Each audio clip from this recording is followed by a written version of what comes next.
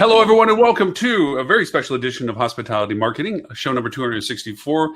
With us, we have some very special co-hosts, which I already know I'm going to have difficulty with the names, but I do want to give some credentials to all of them. We have Xenia Muntean. Yeah. All right, one time. And Miruna. I'm sorry, I don't know how to say your last name. How do you say Dragomir. Dragomir.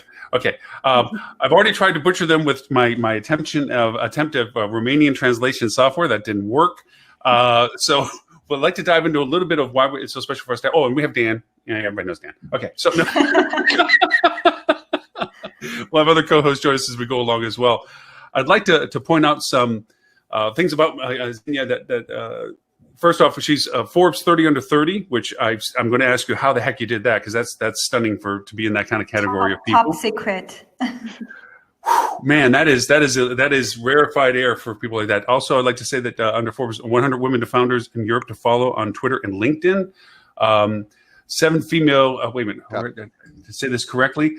7 female CEOs to join in Techstars for London's Accelerator program. On and on and on. But the real key element to our pleasure of having her and her cohort in crime, Miruna, on is that Xenia is the president and CEO and co-founder of a platform that I am very endeared to, which is Plannable.io. It's an amazingly excellent platform. I've used it for years. I've had the pleasure of using it for years, I should say. And it was just awesome to think that I could actually bring the person that it popped in their head to do this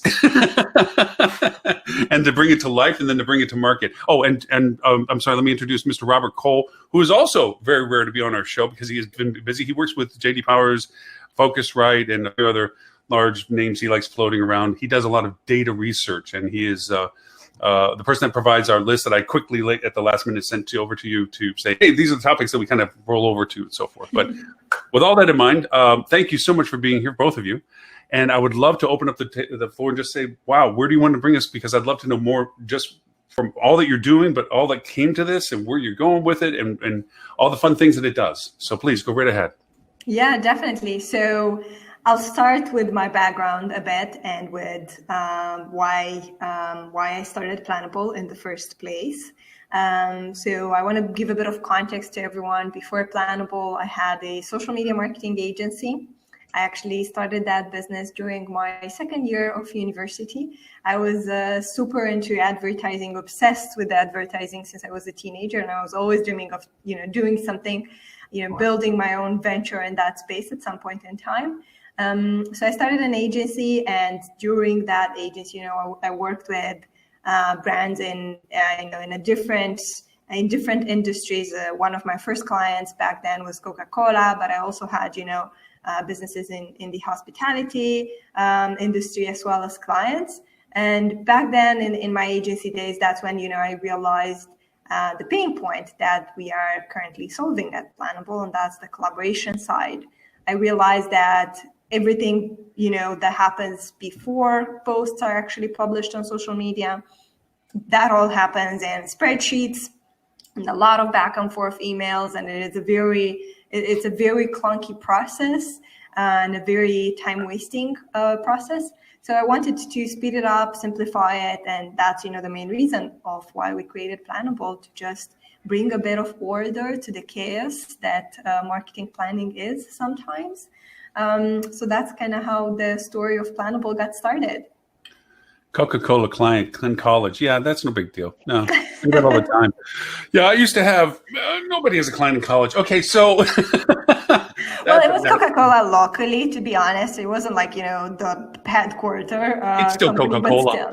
It was a great client, a great logo to have in your portfolio, 100%. But yeah, it was still a small business, quite a boutique agency.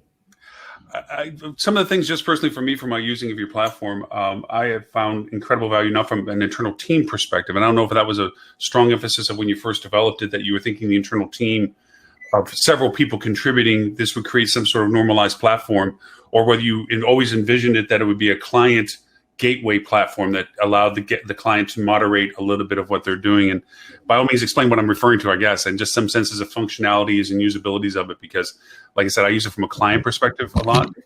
Oh, but somebody's joining you from your time zone, by the way. This is Tristan Heaword with 3 and 6 Agency. He is somewhere in North New Guinea. No, I mean North England.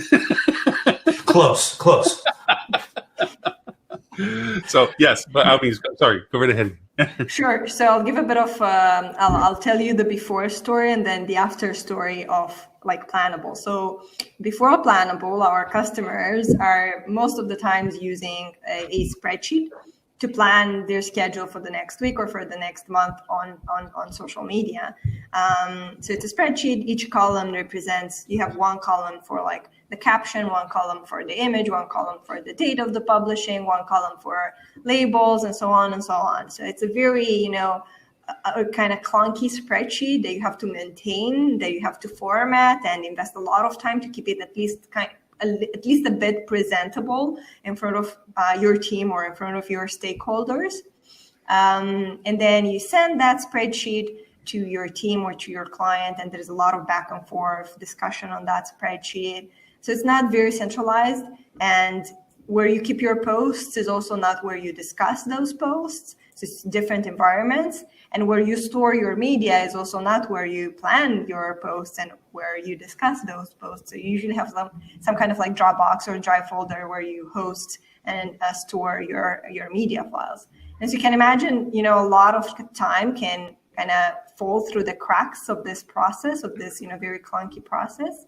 And now it's so much more streamlined. Like with Planable, you can create content. It looks exactly as the final version on social media. So you can actually visualize how your posts are going to look like in the end. And you can collaborate in a very simple and streamlined way with everyone on your team, or if you're an agency, with clients. And when we started the platform in the first place, we started it with the agency-client relationship. But in the meanwhile, we transitioned, and we have so many more brands, even in the hospitality industry, that are using Planable to align themselves with their own stakeholders, either with like photographers that are, making photo shoots of the service or the staff of the place. They collaborate with the photographers, or they collaborate with their team or with the owners, or everyone that needs to be involved, and everyone who's interested on how is their presence on social media going to look like. They involve them in the process, and they have one single place where everyone can see, what's going to happen on the social media channels, discuss the content for the next week or for the next month, improve it with their own opinion, contribute with feedback, and if there's an approval process in there, they can manage it directly in Planable as well. Interesting. You brought up photography and shareabilities, and I hadn't even thought about it as a usability, because you do get this. Some of the things that we've used it for, just because I don't know. Does anybody else? I mean, Tris, have you ever used Planable or anything like that? I was sorry, I was on mute there. No, I haven't. I have not used Planable. Used the usual sort of Hootsuite and everything else that's out there. But it's funny, as you were saying this, I've just been looking at the website, and we've just been having that discussion internally as to what tool we're going to use for social. Are we going to go with it? And I've literally just slacked that to Ben and to Tracy, our social media person. So. Fantastic. I'm just looking through it now. I have a million questions, but we'll leave that to the end. No, you're saying the part that I use most, and which also makes owners most comfortable, is they understand the value of social media, but they don't know how to translate their team into putting something up that they can moderate, that they can go to and say, hey, look, post this stuff up. Tell me when you want to run it. Tell me why you're running it, but let me look at it and see if I like it, want it to run the way you expect it to run. Because sometimes, and I use this example with the clients, Brad Pitt walks into your hotel and you take a picture of him, or your bellman does, okay? And they put it up, and because they have access to the account, and it's not a good fit. One, you don't want to tell people that they're stars at the hotel while they're there, because that's a little bit of privacy. And then the other is, it doesn't maybe fit in the storylines at the time. That this isn't really probably the optimistic time to really reflect that you're that kind of hotel that somebody like that would show up to. So putting that and saying, this is great, thank you so much, we got it, but we're going to change the scheduling to fit this storyline at this time, and make it so that the owner feels good that they're not just rampantly, cute pictures of a kitty cat versus sunset versus Brad Pitt, popping up in your feed with no rhyme or reason to it. And that's been a real value for us when we use it. So. It's very interesting because we were just talking about this and looking at, talking to the customers that we do have in the hospitality industry. And I think kind of like a unique point in hospitality is that there's such a strong focus on the visual aspect of your presence. I mean, all social is visual, but a lot of industries can kind of get away with snap picture that they just take of their backyard or whatever with their iPhone, maybe that's even a bit blurry. Well, in hospitality, this kind of people want to see that perfection and that beauty where they could or want to go. And so the aspirational aspect of, the industry, you want to see places that inspire you, or you need to be, ideal. Yeah. And, it reflects on everything, especially on Instagram, and especially, at the grid, it has to kind of fit together nicely. And there are so many amazing tools for the publishing side of things, just like you, Tristan, kind of mentioned, but you need that visual, that obsession with how it's going to look like in the end and how it's going to fit together and, the entire puzzle. Yeah. So do you create the post, actually create it in Plannable, or do you create it and export it into? You create it in Plannable. It goes from kind of ideation until the publishing side of things. So it covers everything. Mm-hmm.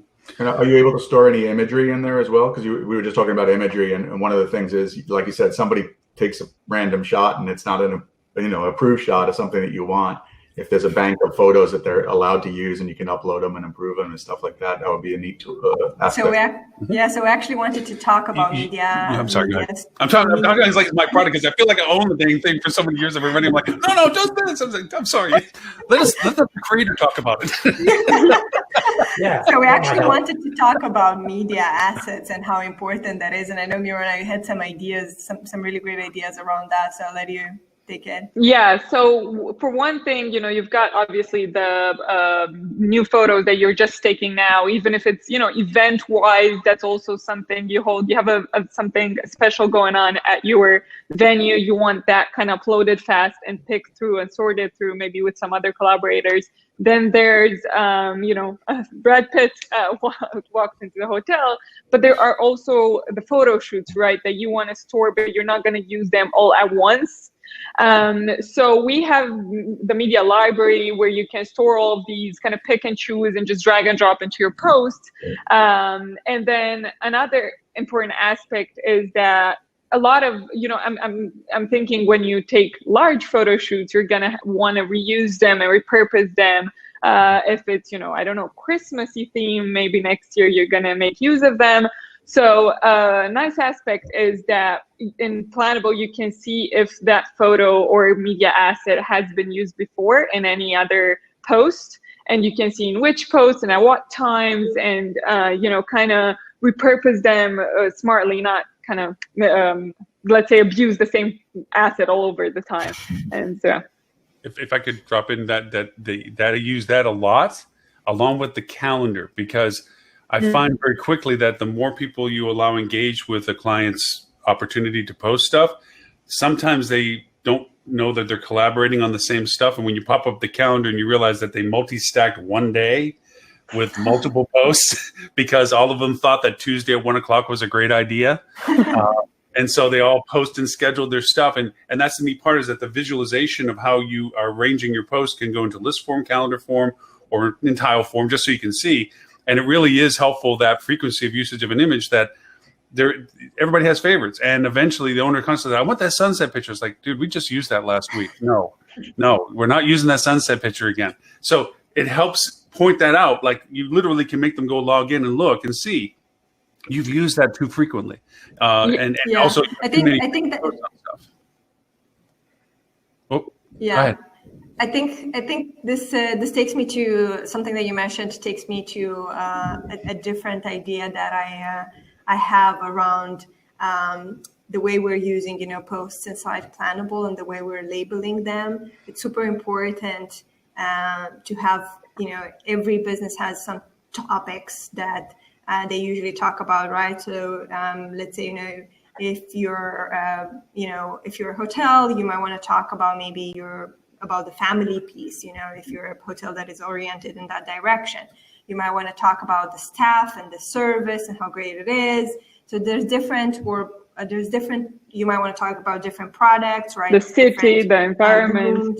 About the city, the culture, the environment. So there's different, what we call in the industry, content pillars. And you want to label, and you do have the opportunity to do that in Planable. You want to label different posts based on what you're talking about. And you're going to have a count in Planable where you can see, what label are you using the most. So you can see your distribution of content across those pillars that we just mentioned. And similarly with the photos, you can see, if you're abusing any specific, content pillar, if you're talking too much about one aspect of your brand, about sunsets, if you're talking too much about sunsets and maybe too little about, the price, maybe that's something sensitive you should be talking about, or about, during this COVID period, how you're taking care and how it's all safe, right? That might be a topic that you want to talk a bit more about. So it really, it gives you an overview of how your content is distributed across those content pillars. So that's also something nice to have. So, Tris, you face all the time when you walk into any place, people are taking pictures of you like you're a rock star kind of thing. I mean, do you tell them not to use them, or what do you do? Well, it's a tough life. That has never, ever happened to me once in the history of my entire 40 years. So I honestly can't comment. But, you just brought up something really, I never used the tags like that, the labels like that before. I used the labels to identify the product type. So I knew whether I was having a frequency issue with video versus image versus link versus text combinations. And until you said, it should be about storylines, because for us, we tend to run from again, it's like, wow, I never thought about that. It's like when you watch somebody use Excel, that you don't, you're watching them and they're pushing buttons and shortcuts that you don't use. You're like, that works like that? Just stuff different. It's like really weird that, it's like, wow, I didn't know that could do that. So I'm looking at it, it's like I break that up into, I tend to run with storylines, and then we time those out according to events or business cycles or whatever. And it's usually soft adventure, family, off the beaten path, local, culinary, romantic are the ones we run. And then we run those in cycles or event driven and things like that. And I never thought about classifying the labels as, this is that storyline versus it's a video with a link and text, We discover a lot of scenarios too, honestly. Like when we talk with our customers and they tell us how they use Planable, we're like, never thought about that. One such aspect is that a few of our customers, I discovered they use labels also for kind of inspiration. So they have a label, for example, for Christmas, and then every year they kind of filter for that label and then look what they talk about last year or when this happened before, just so kind of they can repurpose or just get inspired by themselves. We've also seen some of our customers using labels to tag a specific post that it's going to be a paid one, that it's going to you're going to sponsor it later. So that's an interesting use case. There's multiple ways of doing it. So can you have multiple tags? Sorry, Lauren. Can you have multiple tags so you could do so we've just talked about 3 or 4 different ways of doing that. So could you actually have 3 or 4 different tags? Yeah, you can combine them. Yeah, you can 100% combine them. That's cool. And with the content channels that you actually post to, obviously you've got on there the big 4, Facebook. Yeah, the big 4, yes. Yeah, Facebook, Twitter, Instagram, and LinkedIn. If I'm curating or writing a post in Planable, if I'm doing that, do I have to, or can I just do one post and it will auto format and send it out to every single channel? It'll definitely do that, and so I don't have to do, because obviously you've got some of the images that you put an image on Facebook and then you'll move it over to Instagram. It doesn't quite fit, doesn't quite work, or same goes for Twitter. And hopefully I've just set you up there for you to answer that question perfectly. I love it. I love your question. Yeah. Such a good question. So you are totally 100% right. Something that looks good on Facebook might not look good on Twitter or on LinkedIn. And that is extremely important. And if you're planning it, and if you're planning your posts in a spreadsheet, you're never going to know until it's published, how it's actually going to look like in the end. Or if you use a tool like, scheduling tools such as Buffer or Hootsuite, again, it doesn't show you a live preview of the post. So you're also going to find out once it's published how, that it doesn't look good. In Planable, when you're composing a post, you can obviously select multiple platforms. You might want a post to go to 3 out of those 4 platforms or all of them. And then you can switch tabs between them and see the post while you're creating it. You can see how it's going to look like on each different platform. So, you change the tabs in the composer and you get a preview of the post in different platforms. So it actually gives you the opportunity to tweak it even before scheduling it, even before planning it. While you're creating it, it gives you the opportunity to tweak it so that it looks good on all platforms. Yeah, so we have this kind of sorry. No, go. Please go right ahead. Go ahead. So we have this kind of hidden gem, we like to call it, because it's not very into your face. It's, it's a sync off button. And the idea of it is exactly what you said, Tristan. So you start by creating the draft post for all the channels, and then you sync off, and then you start tweaking, adding hashtags for Instagram and Twitter, tagging people on Twitter and LinkedIn or Facebook because they have different handles, changing the images, if you have meta descriptions that you want to change. So you start kind of tweaking it for each platform, and it's perfect as a group in the end. Yeah. And it will go over and keep people like me from screwing up on Twitter where it says character limit has been exceeded. Yeah. Yes, that is. Yeah, because you're thinking, how do I need to write this? And it's bad enough when you've got to write it with a character limit for one particular set. Or, Facebook is not necessarily too much on the character limit. It's making sure that it's digestible. You want the post to be impact, punchy. You want grab somebody's attention so that it actually delivers the message that you want it to do. And you've got a bit of creative license with that. And then you because I don't know about you guys, but I always start with Facebook. But I start with Facebook, and then I'll go right Twitter. Oh my God, how do I get that into that? It's like what? And yeah, it's like no, I'm gonna have to go away. I'm gonna have to have a drink. Come back, and no, I still can't do it. So being able to see it live whilst you're kind of in the Facebook planning phase is probably pretty cool. I'd like to have a try of that and have a play. It is neat. Yeah. I'll let you look at my account if you want to take a peek at it. But I've learned now, we just recently as an add-in, I've been underutilizing the LinkedIn aspect of tagging people or tagging businesses in it.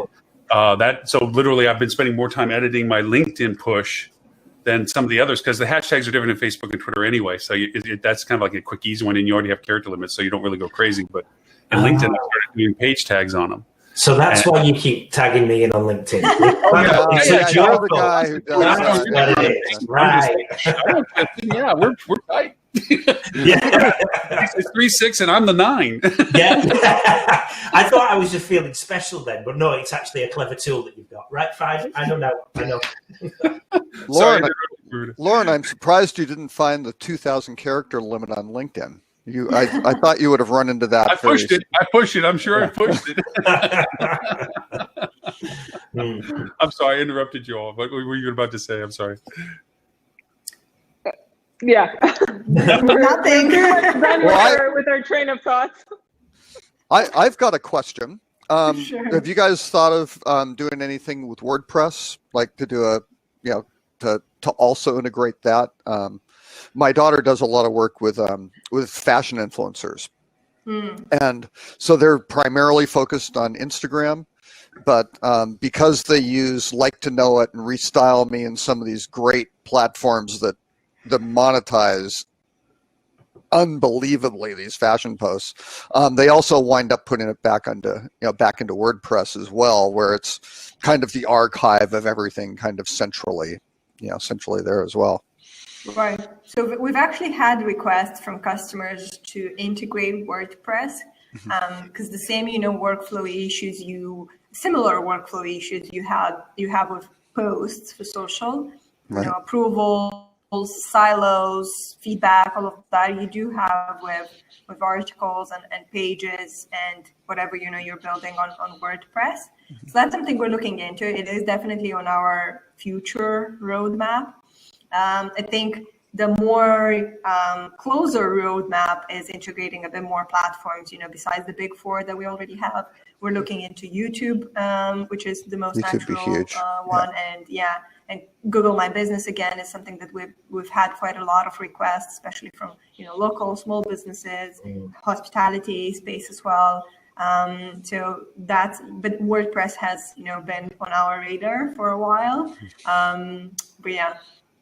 Yeah, that especially for travel bloggers, Yes. Influencers, things like that. It would be a godsend for them because again, that's exactly what they're and. They'll be in destination. They may be doing things for a hotel. They may be doing things for the destination management. Lots of different groups. So it's funny that you mentioned. It's funny that you mentioned influencers. We were just talking to Miruna about since we mentioned interesting use cases of how Planable is being used. I know Miruna, you had one to share around influencers. Yeah, so it's, influencers kind of usually either work through an agency or they do the content directly for the brand that they're working with. Yeah. But we've seen often cases in which, they kind of require usually approval from the brand that it's at least, it kind of respects all their main guidelines. So we've seen a few of these use cases on Planable.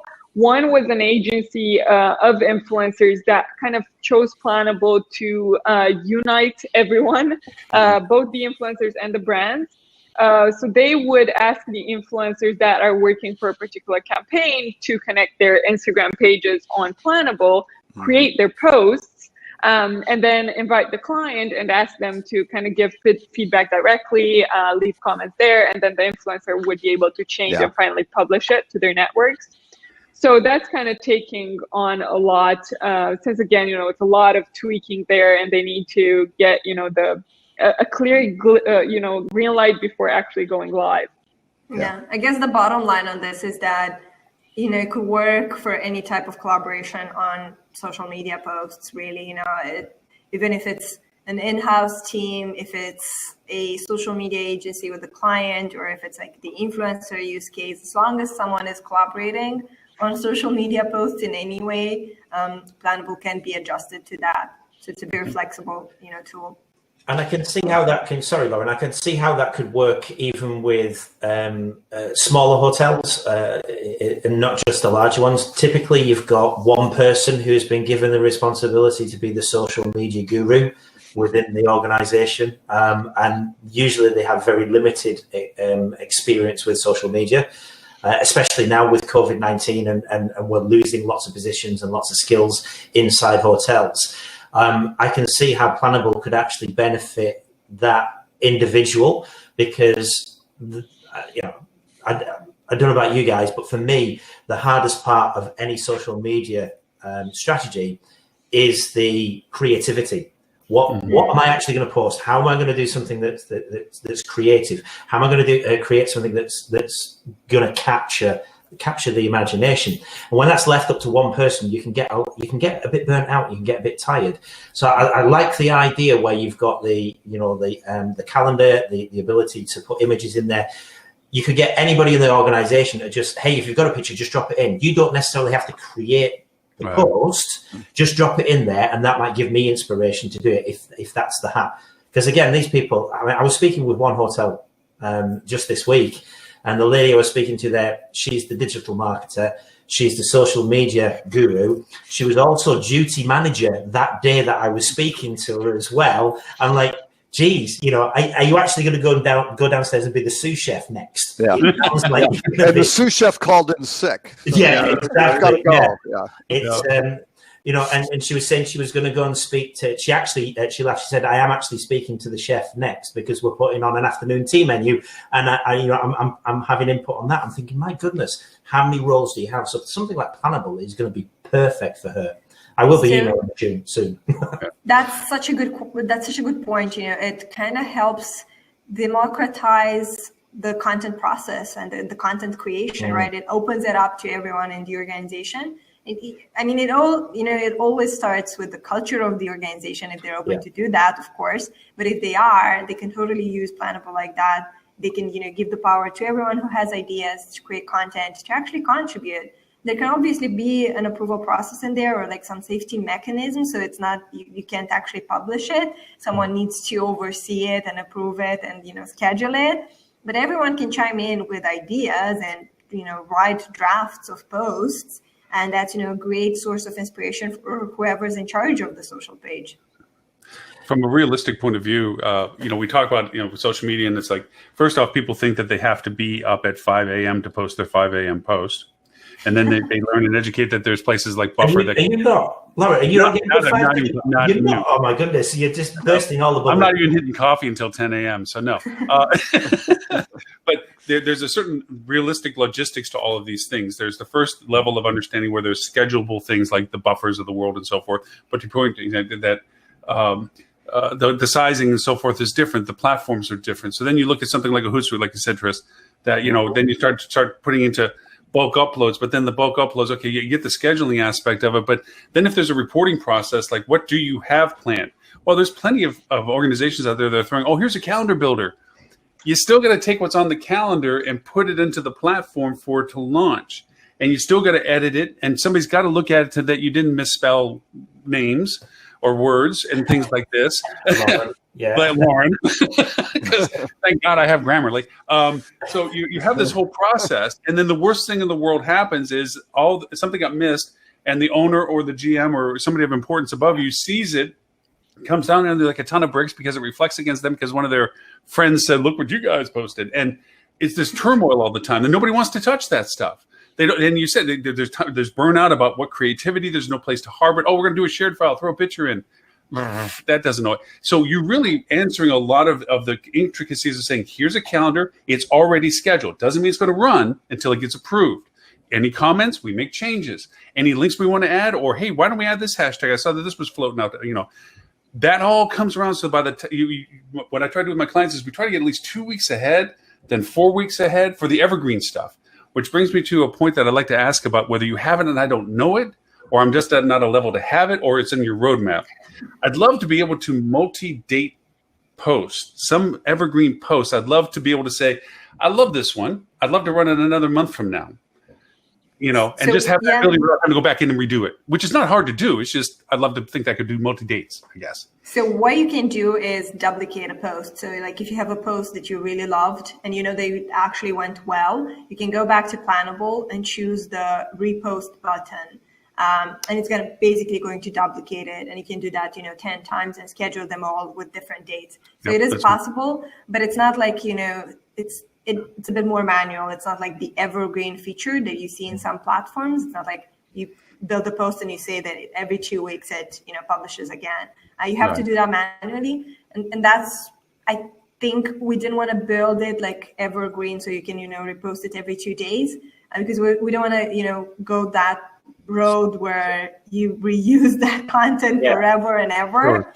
So we actually made it a bit difficult by design, because we wanted, people, we knew that the best way to go is obviously, some posts you might want to republish it as much as you can, because it's a good one. But you probably don't want to, republish it 10 times a year or more than 10 times a year, right? Like once a month.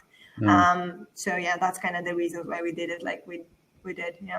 I'm thinking more about Twitter, just because there's this density thing that, move to an event-driven thing or something like this. You want to curate the frequency pattern. Not that you want to carbon copy off this post. I'm just, from the frequency point of view, it gets a little arbitrary. You have 5 or 10 post variations you want to do, and you're literally plugging in time variations to each one of them over a 5-day roll or something, kind of stuff where, that's where the bulk loading does help, because it's already set, formatted. But it's just one of those, it's like, now that you explained it, the lesser of two evils, really. So I have a quick question for you guys. So do you have an analytics tool, or do you integrate with an analytics tool so it could be looked at in the same dashboard? No, so we don't do anything analytics-wise. We knew that there are other great tools in the analytics space out there, so we didn't want to. We wanted to do a really great job with the planning, collaboration, and workflow side. And we, you start with a great tool, and then you add a lot of features, and then you become Hootsuite. Well, which is another way I think it's very smart. What we find is a lot of companies try to be everything to everyone, and then they're not good at anything. So if you're focused on the core, I think that's great. Just out of curiosity, do you have a social analytics tool that you guys like to, or that you recommend to clients? Yes.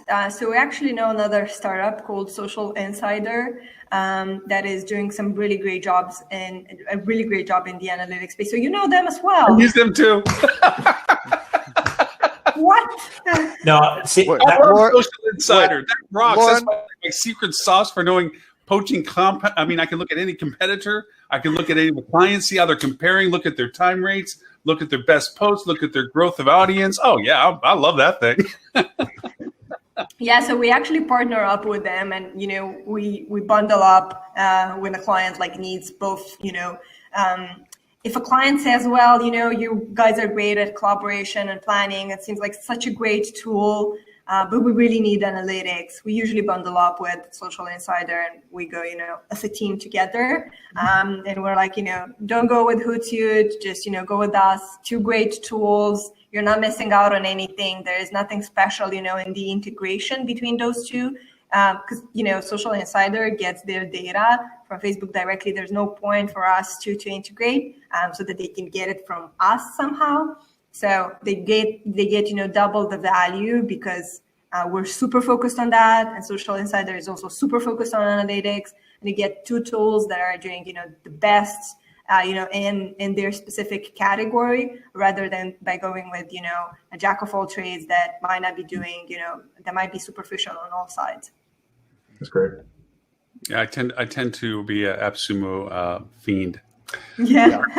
Yeah, the fact that he said that he knows Social Insider, he's not really surprised, because he probably has got every single analytics tool that's ever been created ever.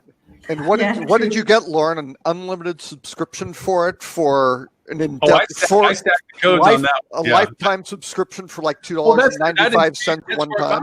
To be honest, that's why I found it was an AppSumo. It was like, this is really great. Let me try it. And I regret not having I don't even know if because I've had it for so many years. Back in the day, AppSumo used to have buy it, and that was it. And now they have this code thing going where you can stack codes and stuff. So I don't know if I missed an opportunity to be able to stack and expand my account or not. No. But with my account, I have a great deal compared to your pricing model. It's look, I got 5 workspaces, which I guess we should also talk about the difference between workspaces, users, and stuff like that. I have 5 workspaces. I can put 5 users on each workspace, and they can all be different, which is pretty cool. Oh, that's cool. And I can do unlimited posting, which is really neat. So, yeah. Anyway, so that changed. That changed from AppSumo, I have to say. You got a very good deal. I got a great deal. A great deal back then. We were very small back then, so it kind of made sense. Now, the way it works right now is you have users, which is, obviously everyone you need to collaborate with, agency or client. Everyone is like a user, everyone who needs to be on the platform with you together. You have a company account, so everyone you invited, so it's not per workspace anymore. It's on the company basis, because we introduced the company level, which we didn't have before. It was just workspaces. Now we have the company concept.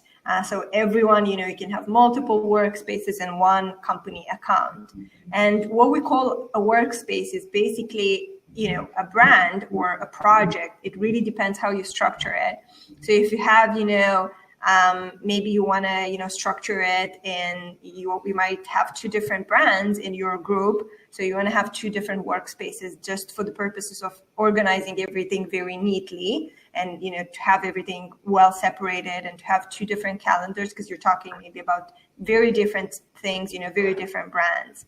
For the agency client relationship, it's more straightforward. You just have 1 workspace for every client.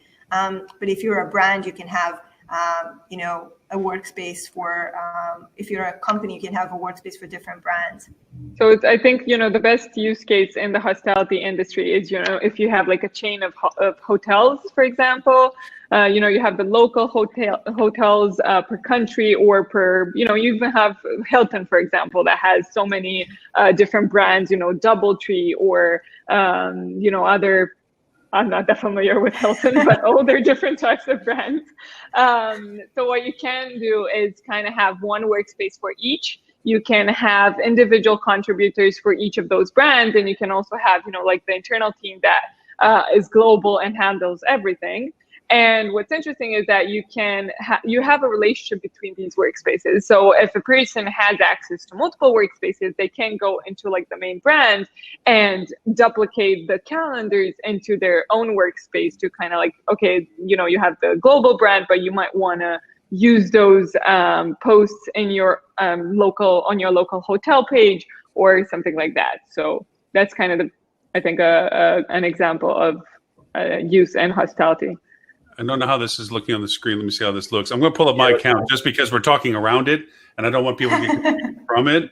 And I don't mind sharing my stuff because, like I said, I'm a fanboy of this thing. So I'm all happy to go over and share a screen for this. This is my workspace board. So if you want to tell me where to poke and push and point out what it is that we can do, I'll be happy to do that. So go ahead. Yeah. So all of those little rectangles, all of those squares are basically one workspace. So can you explain how you decided, Lauren? How did you decide to walk us through the logic of separating them? Yeah, for me, I handle the marketing for variations of an organization within our industry called Hospitality Sales Marketing Association International. So I created workspaces for each of them, APAC, obviously, for Asian Pacific, EU, and then HSMA for North America. Mine, the HDM, which is mine, I have a lot of my clients in because the joy that you've given me on this is I can add a boatload of so many pages. Yeah, I can add whatever I want to with it. So this one reflects an organization of 10 hotels in cluster that I have, but different brands. Fortunately, right now they only have a few social platforms on, mainly Facebook and Instagram, and only a few on LinkedIn. So I select which ones I want to cluster to because some of these are geographically connected. So I can put the same posts with different content to multiple hotels with different brands and so forth. So I can cluster things a little bit easier. But this is my list view. This is my feed view, which is just a time sequence one. And that goes to individual ones. And then I have my calendar view, which I love showing to the client. Whoops, I don't have anything going on this week right now. Come on. There's not much latency given the 2,000 files you have there, Lauren. And then I have grid view. Let's just jump over to grid view, shall we? The grid view is best for Instagram. So if you could show an Instagram page here. Oh, yeah. Let's see what we got here. I have nothing going on recently in Instagram. So, here we go. I'll just grab this one. This is an Instagram posting I was doing earlier. So, okay.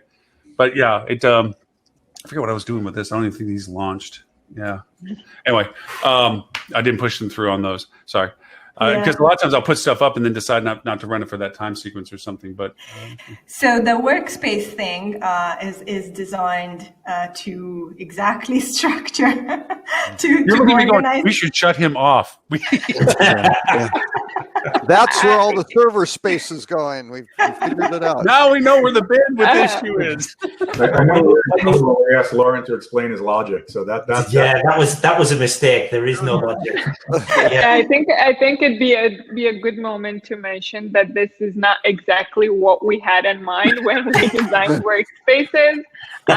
What we hoped for is a top of 4 or 5 pages per workspace where you can kind of something like this organized. Yeah, this is a bit closer to what we had in mind. And yeah, kind of we're trying to make it a bit better for those kinds of use cases. But the idea is that, it obviously becomes, since everything in Planable is so visual, the kind of publishing for so many pages at once isn't necessarily that accessible or fast or efficient. Yeah.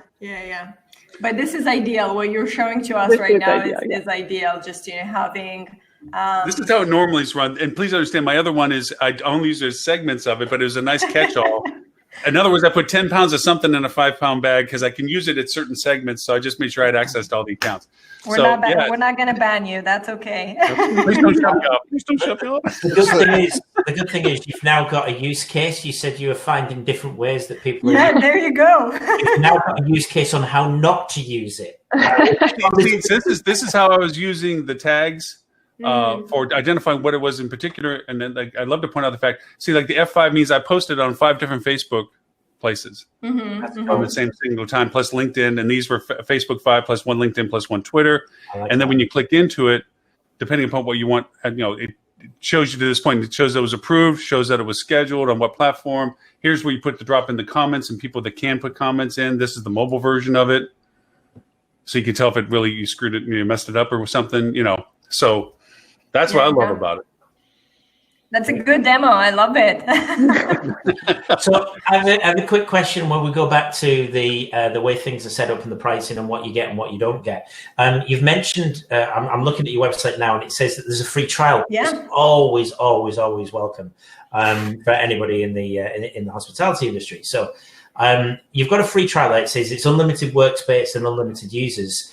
It's self-service, but it then says first 50 posts. So I take it you can post 50 times in as many limited workspaces and with as many people as you wanted. And then after that, the trial ends and you're moving to the paid versions. Yes, that is correct. Yes, right. That's how it works.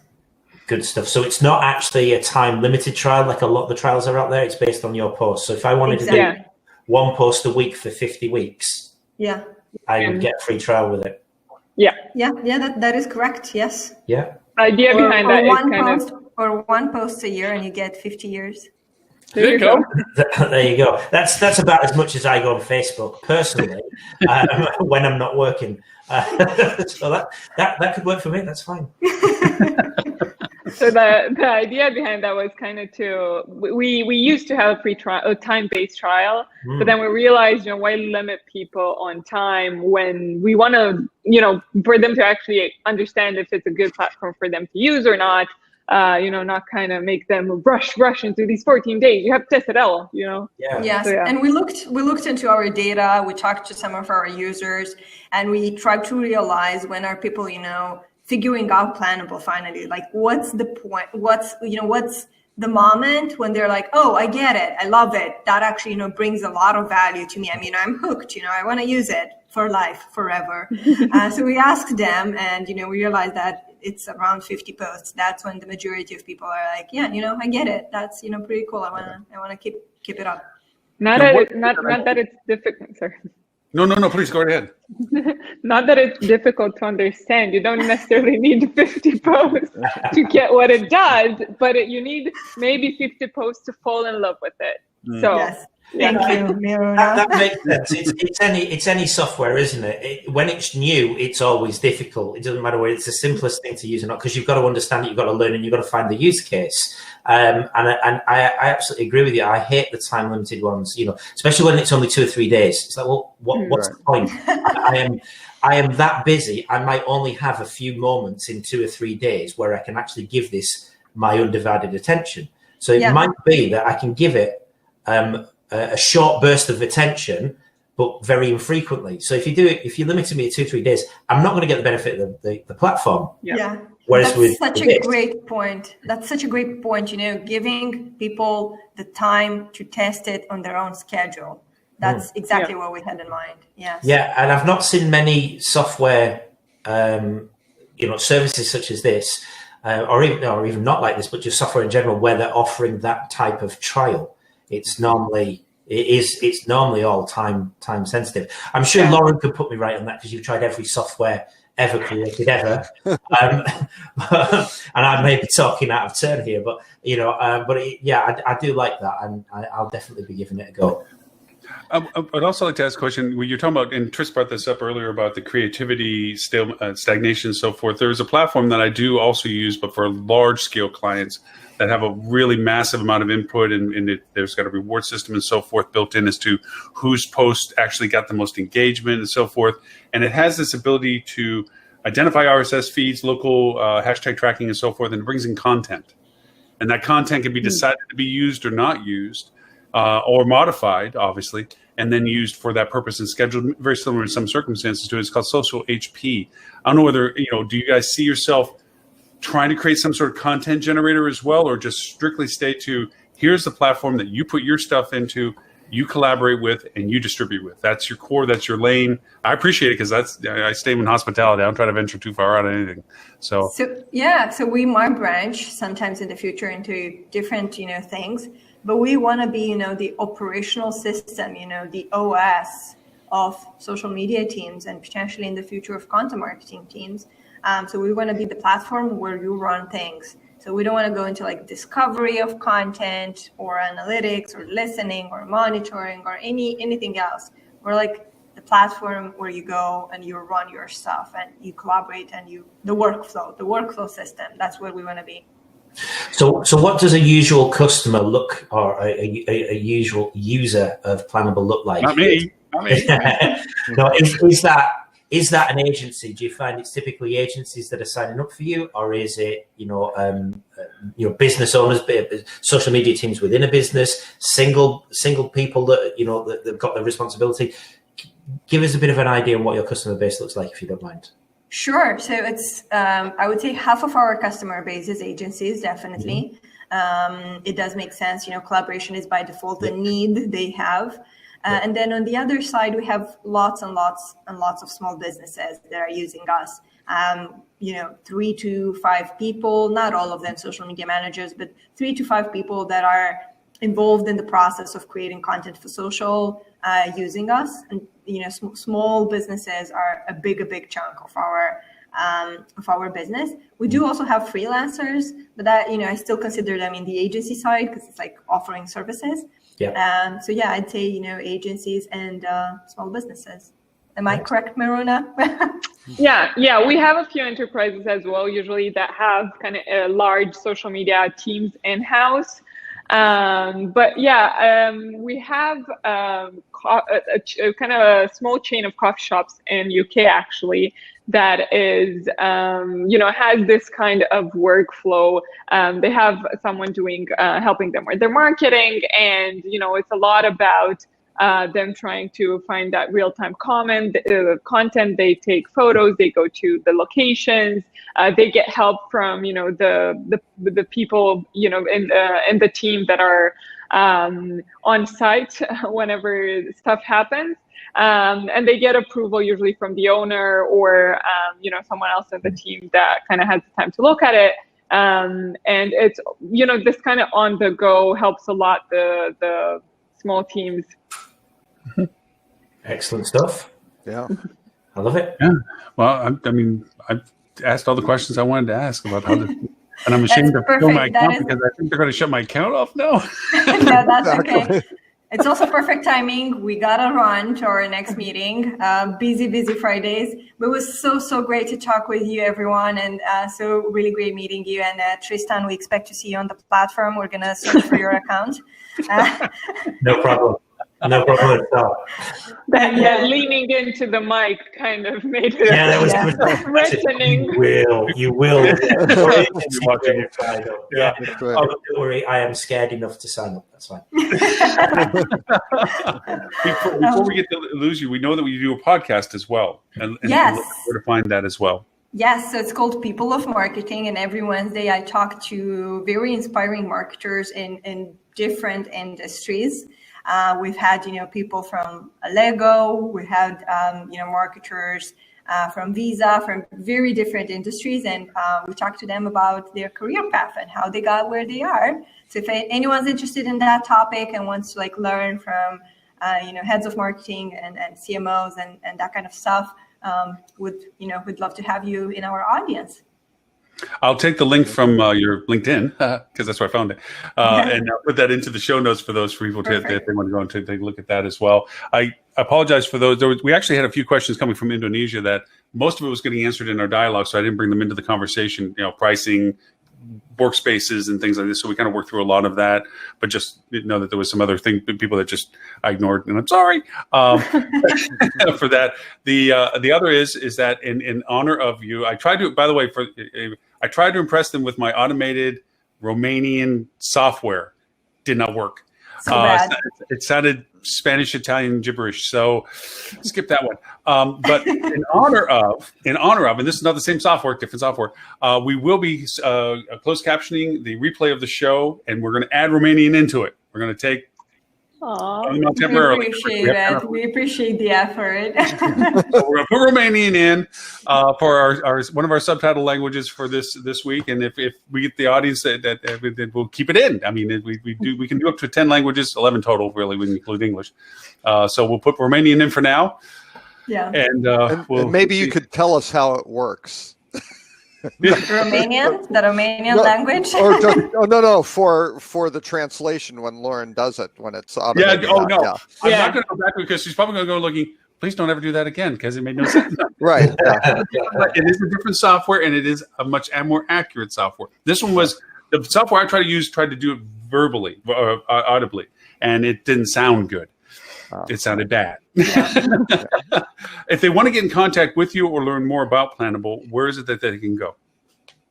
Yeah, LinkedIn is the best way, or on our website, planable.io. So yeah, we're looking forward to connect with everyone that's interested in the tool. Thank you for the time, and like I said, I have no interest in this platform. We really just thought it was kind of casual, like whatever, No affiliates, nothing like that. Please don't shut my account off when you saw how I'm abusing it. Please don't do that. No worries at all. No worries at all. Thank you so much, Lauren, and it was really great meeting you, Tristan, Dan, Robert. Really nice connecting. Thanks a lot for doing this, and have fun. Thank you. Don't hit the stop in the upper right-hand corner button. No, the stop. I will just shut off the laptop. I will just close the laptop. Do not hit the red button. Do not hit Turn the red off button. the internet. You see what I mean about that button, though? When the button's up there, it's like you want to hit it. It's like this glowy little button. Oh, you do not know how much I've had to resist. You do not know. Don't hit the stop button. Bye, guys. Okay, great. Bye-bye. Thanks very much. Great to meet you. Robert, Dan, damn, it's amazing that you're here. It is. This is like, and I see there's a small group here, so I'm guessing people somehow figured out I was going to join and decided to. That's what I was thinking. It was me, so I don't know. You both can take credit for both of it. It's quite all right. Yeah. It's okay. I'm not in the cool group because they didn't tell me either. So I just end up like normal, All I know is when I sent the invitation out, and I was all stoked, as you could tell, that Planable was going to be on. I'm like, and then all of a sudden, like flies, I don't know. Tim was the last one. He says, "Dude, sorry, can't make it." And I'm sitting there going, "All right, so I'm going to pull a Jimmy Fallon, just one interview, one review. I'm good. I'll do that." I can handle that. Yeah. So thank you for showing up. Dan surprised the heck out of me. Right? So Dan, are you you're in Brooklyn? I'm in quarantine, so I got nothing else to do here. So that's why he's with us. I am. I'm in Brooklyn. I'm dropping my son off at college, but he has to quarantine under the New York regulations. So we're now. So Robert, not only are you here, but we actually have your list in hand, which I know. I'm not trying to bash you or be negative, but there's been some time sequence issues here where it's like list shows up. Normally, I don't think I've ever been later than 2 minutes after the show starts. Is that your story you're sticking with? And nobody reads it anyway. So we do. We do. I even used it last week. Did I not, Tris? Back me up, please. I don't want to get in the middle of this. Mommy and Daddy are fighting, and I'm just going to go hide in my room. Goodness gracious. So with that in mind, and that we have the author with us, Mr. Robert, please, what would you like to bring to the table today since you brought a whole list of goods? You see, I aggregate them, and then you guys need to pick what you like. I don't know. I thought the top story I had was basically Sonesta has picked up 103 properties from Intercontinental Hotels because the Service Properties Trust, who's the owner, ran into a little problem because they basically had guarantees from Intercontinental Hotels Group that, okay, we do this, you send us the money, we get it. I'm not sure if it was monthly or quarterly, but IHG, because of COVID, was late on one. It's like, hey guys, you can't be late. And then they missed one again, and they said, we're taking our properties and going home. Now, it's funny on some of the other industry publications. They just, kind of took the press release. But this guy at 1 Mile at a Time, which is the link that I used, had kind of the inside story on it, because Service Properties Trust actually owns about 1/3 of Sonesta. Right. So when they pulled it over, it's like, well, we'll just take it to ourselves. So what they wound up getting were, 3 Intercontinentals, 3 Holiday Inns, 5 Kimptons, 11 Crown Plazas, 20 Staybridge Suites, and 61 Candlewood Suites. So they've got long-term stay properties. They've got Intercontinentals and I mean, that's not great. your generic, single flavor vanilla. Yeah, no, that's, no generic Holiday Inn. Well, 3 Holiday Inns, not like, you'd say 103. You go, oh, well, how many Holiday Inn they got 70 Holiday Inn Expresses or something like that, just scattered around highways. But pretty impressive little portfolio. And boy, Sonesta made out like a bandit on that. So. I read the article. Is that a done deal? Is there any legal ramifications of that? Oh, no, it is done. They missed. Wow. IHG missed. It does sound very much like, somebody at Service Property Trust have been going, hang on, guys, our contract says we can. Whoa, hang on. Someone just got a big promotion off the back of that one. Yeah. Oh, yeah. They said they sent termination notices over failure to pay minimum returns and rents due for July and August, which amounts to $26 million plus accrued interest. So it's not, it's not small. This is not peanuts. Yeah. Yep. So they're like, hey, this is real. We're taking our stuff and going. And so we'll see. And then last week was Intercontinental and Accor, right? With Accor maybe picking them up. So I'm thinking IHG's having issues. So 1 or 2 or 26.4 million issues to be precise. Yeah. Well, and even the properties though. I mean, the Intercontinentals, they've got Austin, Toronto, and San Juan, which are again, great properties, great destination. The Kimptons it's Palomar in DC, Allegro and Palomar in Chicago, Monaco in Portland, and the Alexis in Seattle, which are all great hotels, right? So those are that hurts for. I know IHG has 5,000 or 6,000 hotels, but these are nice ones. These are at least some pretty nice gems in there, plus all those Candlewoods and Staybridges which should be doing great during COVID times because they're long-term stays. So we just got a comment in there as well. I don't know if you Valyn. Sorry, Dan. Sorry, Tristan. Go ahead. No, I was just going to say Valyn just put a comment in there saying that most of the properties are extended stay, which is the market that's doing best right now as well. So it's like a double whammy for IHG if they have got financial issues or, which clearly they've got something going on there, that to lose a big chunk of properties that are actually doing pretty well, it's almost like a double hit for them. Oh, yeah. Well, I got a comment, and I'll say this in generic terms, not just towards IHG, but when brands push their newfound promotion on GDS to secondary markets, you got to wonder why. What kind of good advice is that? It sounded like sponsored advice because a lot of the brands are saying, "Look, we got a new GDS rollout program." Wait a minute, there's no international travel. Yeah.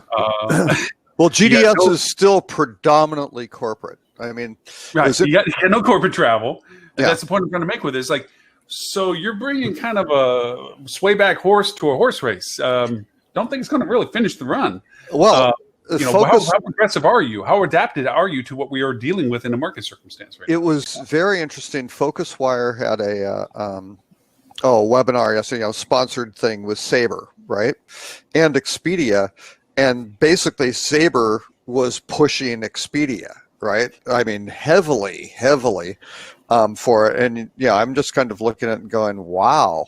Times have changed here. Just give my second example because they did the same thing on the brand side. We have an amazing boost deal that we can do now with our OTA partners, and you want me to ride the horse that I got to pay the most money on? Right. Okay. Yep. Seriously. Where's the brand? So they've. I just took a quick search here. So they have about 80 properties. So they've more than doubled the size of their brand pool. Wait a minute. Valyn, right? Robert, you brought Valyn in. If you weren't here, she wouldn't show up. I tell you that. You are her favorite. Wow. I thought I was everyone's favorite, Lauren. I don't know that I go. that too. I don't know that I go that far, Lauren. You just all look so lonely. There's so few of you, and my meeting was over. Like, and there certainly was not enough ladies after the ladies from Planable left. So it's great to have. There's a serious lack of intellectual curve, minus, of course,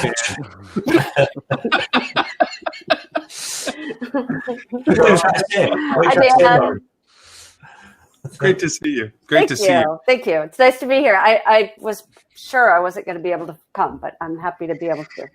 Always a joy. So, with what we're banging and bashing on brand these days, what do you have to say about that? Well, you saw the comment I put in the list that those Sonesta, the properties that are going to Sonesta, because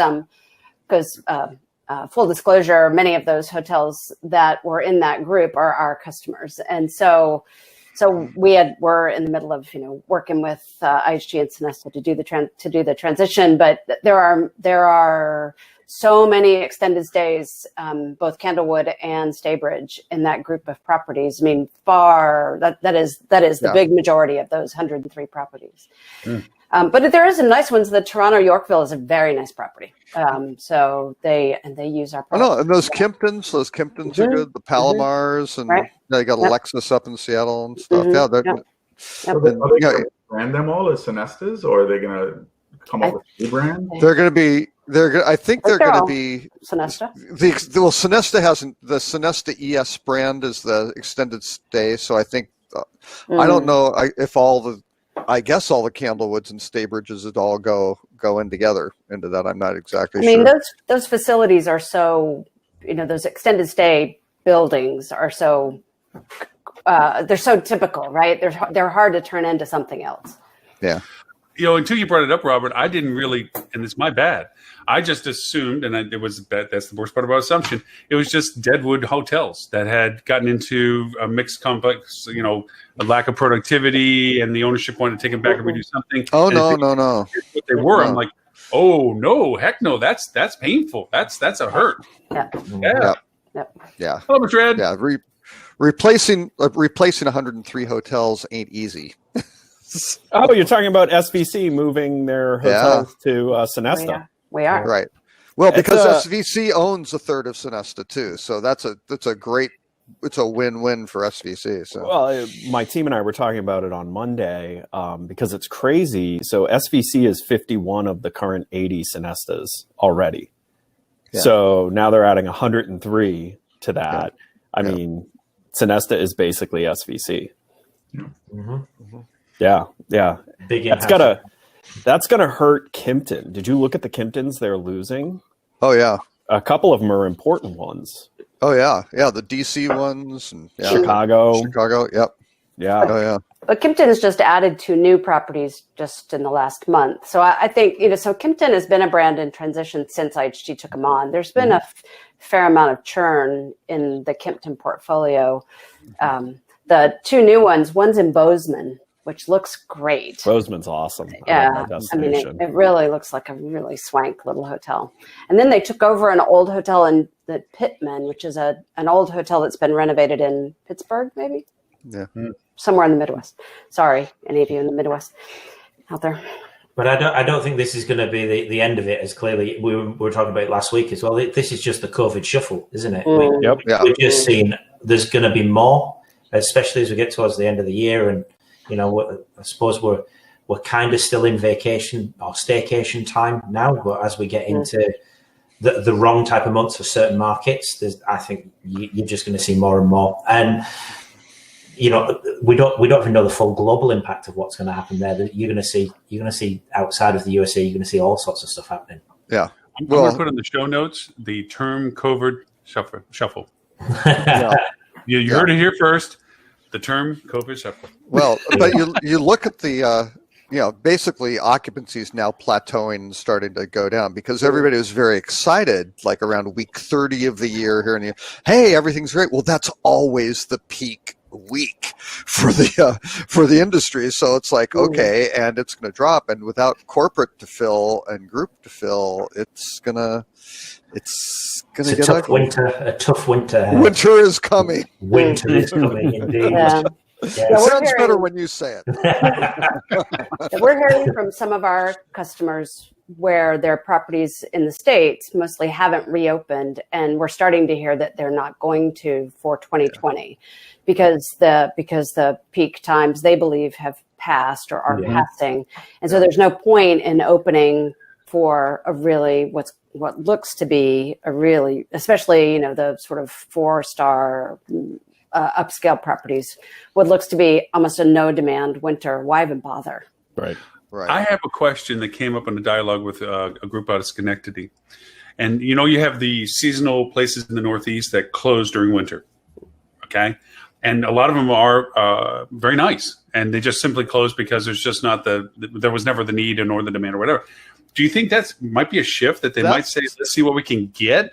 And if we just put the effort into staying open and go into the winter season for people?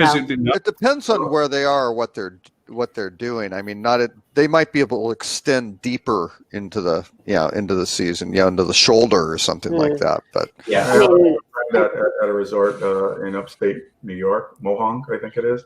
They did a really cool presentation on how to change your off season into something meaningful. I mean, they're doing. People want to escape New York. They drive up there, and I think normally the winter season is dead for them. They're seeing good pickup, so I think there may be something to it, depending on where you're located. Right. Yeah, I think that's it, because in Maine, for example, we're going up to Maine in a couple of weeks, and like we're hearing from the tourism, which I talked to the tourism people earlier last week, and there's a lot of stuff that'll shut down as usual because it's Maine, right? So, and it's too far away, for example, for New Yorkers or people from New Jersey to get to. And out the Cape, so out in Provincetown, which is out at the tip of Cape Cod, they're also going to be closing as usual. Really? Only because down closer in, towards the elbow of the Cape, right here, Dennis.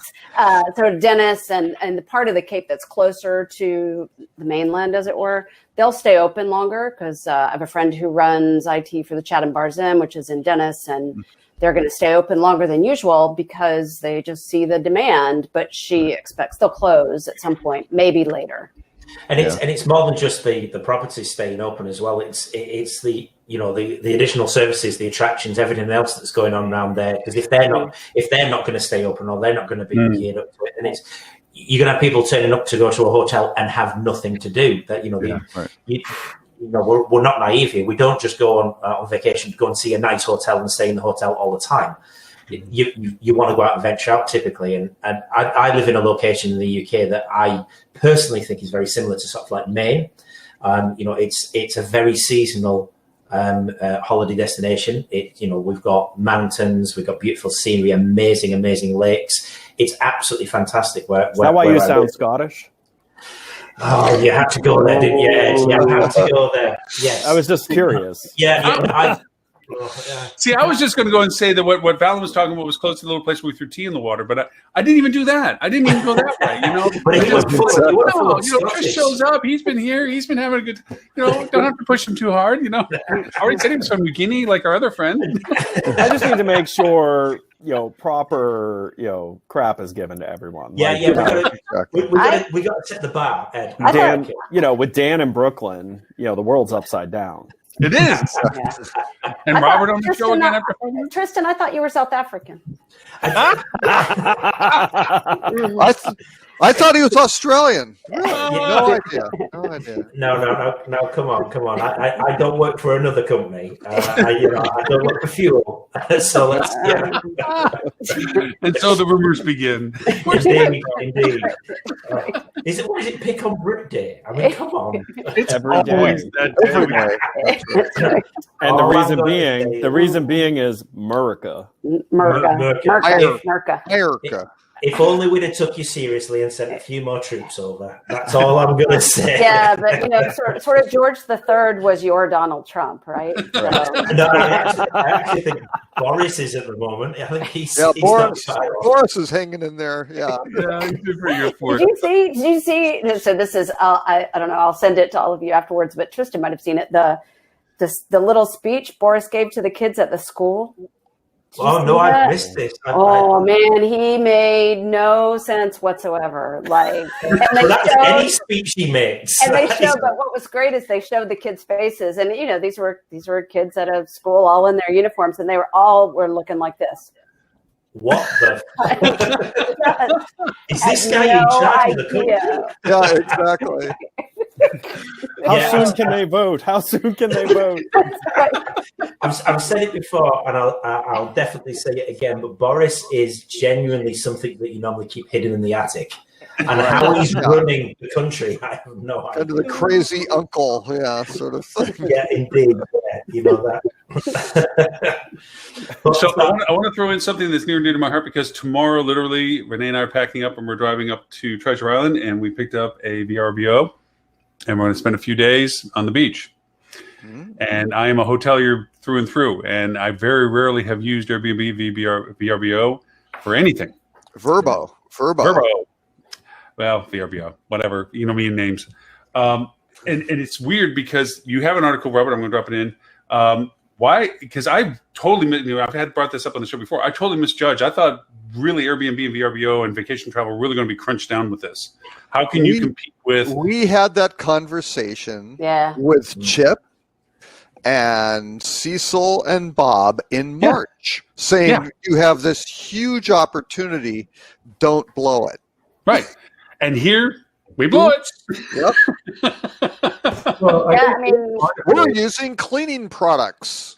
Yeah. We've decided to start cleaning the rooms. Yeah. Yeah. And then, of course, the Lysol stuff cracks me up, because if you read the side of a Lysol can, the 0.01% it doesn't kill is coronavirus.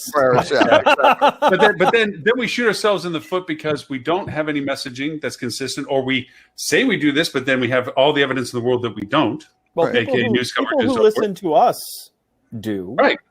And then the brands who shut it dark where you can't even control the message. So the hotels can't even reflect what they're doing individually unless they get out from underneath the brand conversation and go lateral into social, which is their only venue to really say, hey, this is what we're doing. We're going to show it to you. Don't just trust the fact the brand's saying it and blaming them for that it doesn't happen. I don't think I was on the show. I was doing these things for Focusrite, these kind of like market overviews, market by market. We did Key West, and the Marriott Key West, you went onto their website, right? And they're selling rooms, right? They've got rooms for sale, and you can get a moderate or deluxe or all this sort of stuff. And there's a little thing at the top that says, link here for coronavirus, just kind of a general blurb. And you click on it, and you get a list of like the states. It's not for Key West or anything like that. Well, at that time, they had a barricade up at, I can't remember, whatever. Yeah, at the marker 113.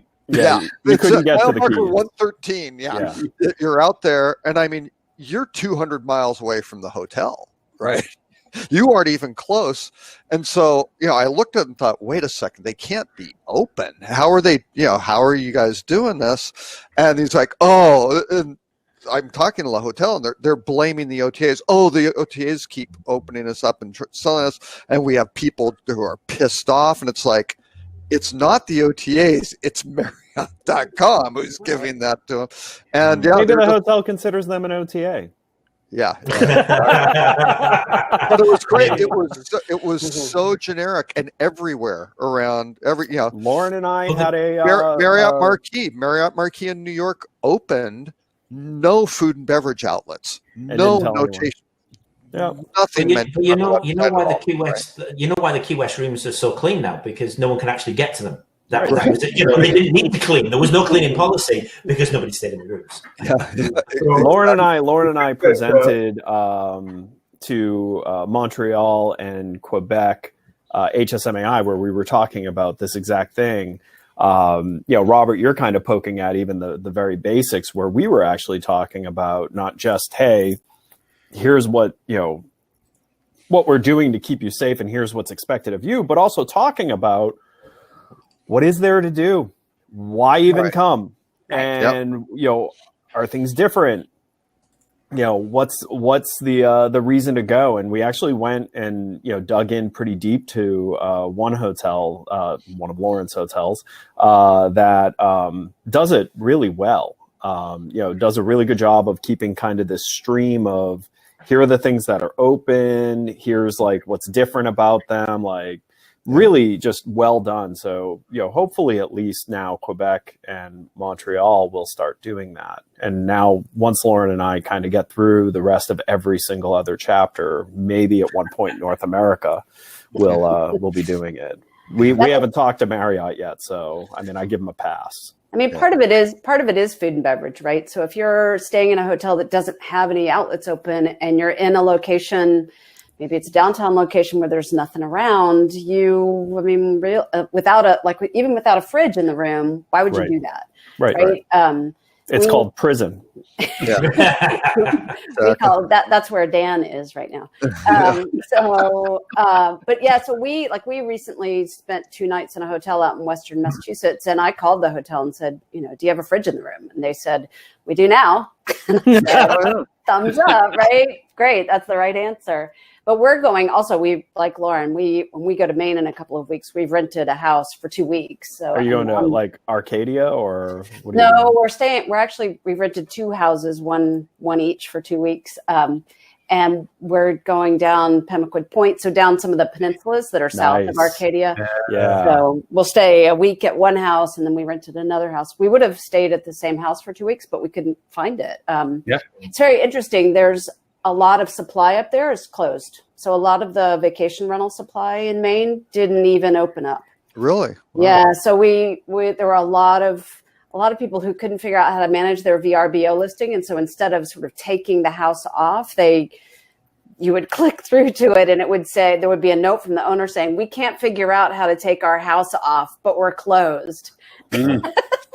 That's probably a new Expedia enhancement to it, where they can't unlist themselves. Yeah, either that or maybe VRBO charges the owners to take them off. I gotta say with VRBO, I preferred. We did actually. Renee did this. We went around VRBO and contacted the property management group that was running this particular property because VRBO's cancellation policy sucks. Sorry. Yeah, and the service fees, like the online booking fees, are really steep. Yeah, 50% deposit loss for no reason, no obligation. You can't. You could have the building burned down, and you still got to pay. Yep. Right. It's amazing the qualifiers for all of that, and so it's actually beneficial if you can find out who's actually running the property, or you can talk to the property owner itself directly because they'll work out a deal for you, or they'll whatever have you to it. But and I'm not just saying that don't take advantage, don't exploit this opportunity. Now VRBO, and this has come from a hotel's perspective. You really want to do better business, be a little bit more tolerant of flexibilities. The only thing you should do when people are hurting is be intolerant. Yeah. I was really surprised at how much supply was offline. But it is Maine, right? So it is the far end of the U.S. Yeah, but you're in foliage right now, so right next couple of weeks. No, it's a little early. So you've also got a mixture of issues there of people who've perhaps gone and bought these as an investment, and then when the money dries up, with COVID, people aren't going. I'm thinking certainly that's what happened over here in the UK. You've got people who are left with. Like Airbnb, where they've got lots of Airbnb properties, and they're left with it. They've still got mortgages to pay on these because they bought them that way. It's left them in trouble. So it's not necessarily that they've chose not to open up again. It's some of them are actually these are businesses, not just like me renting out a room, or even if it's just me doing the whole. I gotta go. Him was all being stoic. He's just waiting for his time. I had to ask Lauren if my mic was on because it wasn't. I just couldn't figure out how to get into this conversation. This is my new message. Ben puts his hand up now. That's what Ben does when he's on. He actually puts his hand up. I've been on these calls, so I gotta. You gotta sharpen those elbows. Just a quick point, and I'll go back into my corner. I'm dying to talk over you now, Dan. So go on, Dan. You would think as a New Yorker, and maybe it's the Hawaii in me now that I'd be able to interrupt a little bit better. But now that I'm in Brooklyn, maybe I should work on that. But one of the things I think that might be going on with the Airbnbs and the VRBOs doing well now is listening to an interesting interview with Brian Chesky, and he was talking about how now you're going to see this movement to these staycations or local places that you can drive to that don't necessarily have a lot of hotel inventory. So when the New York Airbnb is dying, the Poconos and the Catskills are doing great. Right. So they're seeing a shift in where their business is going. So it's not necessarily that we did things wrong, which we did, but where we have our inventory might not be where the demand is now. Yeah, so that's a really good point, because we were out at the Berkshires when we were out in Western Mass, and there was a lot of Airbnb, VRBO inventory, but also all the hotels were open. So I think there was just demand for all types of accommodations out there where, so like the hotels, there are a lot of New York City hotels, for example, that aren't open, just like Airbnb isn't doing big business in city centers either, right? Because there's just not much in the way of demand for those locations right now. Well, I mean, just a little bit of reflect on what we're doing we picked it because of the density that hotels represent, running across people in elevators, hallways, common areas. We didn't want that. Right. We wanted to be able to go to a place that we could keep separate, that had a kitchen, that we could do our own cooking. Not that we don't want to enjoy local food or anything. We're just going to get picked up or delivered. We're not going to go out. We're at that next level of, it has to be this safe for us. I mean, we're not I don't care, this is a hoax, the earth is flat and I'm going to go out and do whatever I want to, people. I'm when we go in, we're going to pull the linen and wash it because we want to make sure there's a washer dryer. We're going to wash the linen before we even use it. We're going to wipe things down before we use them. And then once they're done, we know they're going to be there for a few days. We don't have to keep doing that. But I'm just saying we're going to do our own cleaning and process because we want to be that much more safe. If we're going to do this for 3 or 4 or 5 days someplace, we want to make sure that we've done extra precautions as well. So I think there's some of us like that are going into the market now. And these destinations, as you say, are better choices for us. We're not looking for the engagement of a downtown area. We're looking for getting away from where we are to a place that would be fun to be at. And in this case, a beach for us. So, I think what would be really interesting on that, Lauren, you mentioned about you've picked a VRBO because obviously it's got the extra facilities, you can cook in internally, not that you didn't want to go with a local restaurant and eat out. I think a lot of it is, what I found quite interesting is the different takes between the US and the UK. So we've obviously realized that, staycation is going to happen. Chances are that there's not going to be as many people leaving the country, but we've still got people on lockdown in their own homes and going to do this. So in order to kickstart the hospitality, the F&B side of the hospitality industry, we created the Eat Out to Help Out scheme, which it's only run for the month of August. But basically they give a 50% discount on food and non-alcoholic drinks, up to a maximum of £10 per head. On a Monday, Tuesday, and Wednesday midweek. So the idea is that to try and promote the F&B, and also, if you're going away. What I found really interesting is I've actually dined out a couple of times midweek with big, not big family get-togethers, but with a couple of family members and things like that. And I've been surprised at just how busy the restaurants have been on a Monday evening or a Tuesday evening. And this has really, really worked. And I wonder how much that would actually help America, help the USA, especially in these sort of destinations where you're going. I wonder if that would ultimately help out. But then again, given the amount of debt that's probably going to be racked up here, the government picking up that tab, we're going to pay for it. Well, in fact, I'm not. My kids are going to pay for it. It'll be fine. Yeah. Well, yeah, because you guys get a the government's paying for £10 of a meal on certain days of the week. Yeah, that's the eat out to help out scheme. Yeah, so it's up to £10 per person, right? And it's 50% of your meal, which actually I didn't realize was not alcoholic drinks until the first time I went. Second time, didn't make that mistake. Exactly. Yeah. I think so, but you guys have a more consistent perspective of safety with masks and things like that, right? It's more even keel across the country, or is it regional as to people blowing it off versus people taking it serious? How does that look for England in particular? England, it's definitely country based. So Scotland are operating with slightly different rules, as is Wales and Ireland. But the rules have been brought in consistently across the UK. We're kind of mirroring each other, but just slightly off in terms of when things are happening. So, for example, schools are going back in September. and Scotland came out and said all school children are going to have to wear masks in communal areas. Right. Literally within about 48 hours later, Boris comes out and says, we're going to do the same. Yes, we'll make it mandatory. Yeah. And so that's a terrible Boris impression, but there we go.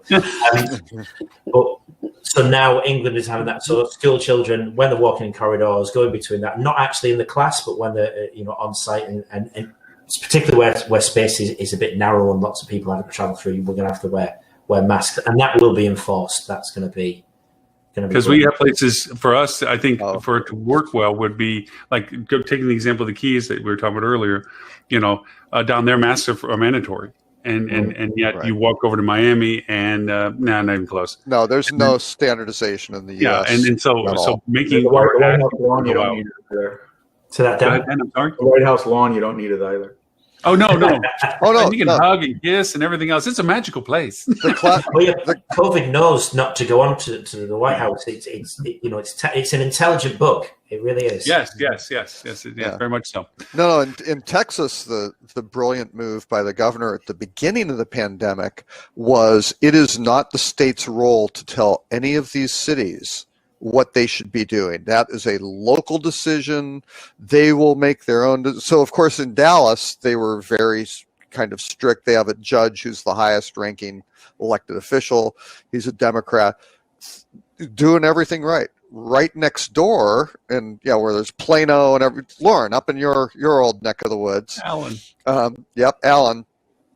The county, the top-ranking county person there decided that every business was an essential business and that there weren't going to be masks or anything like that, right? And I mean, it's like, people are driving down this highway and going back.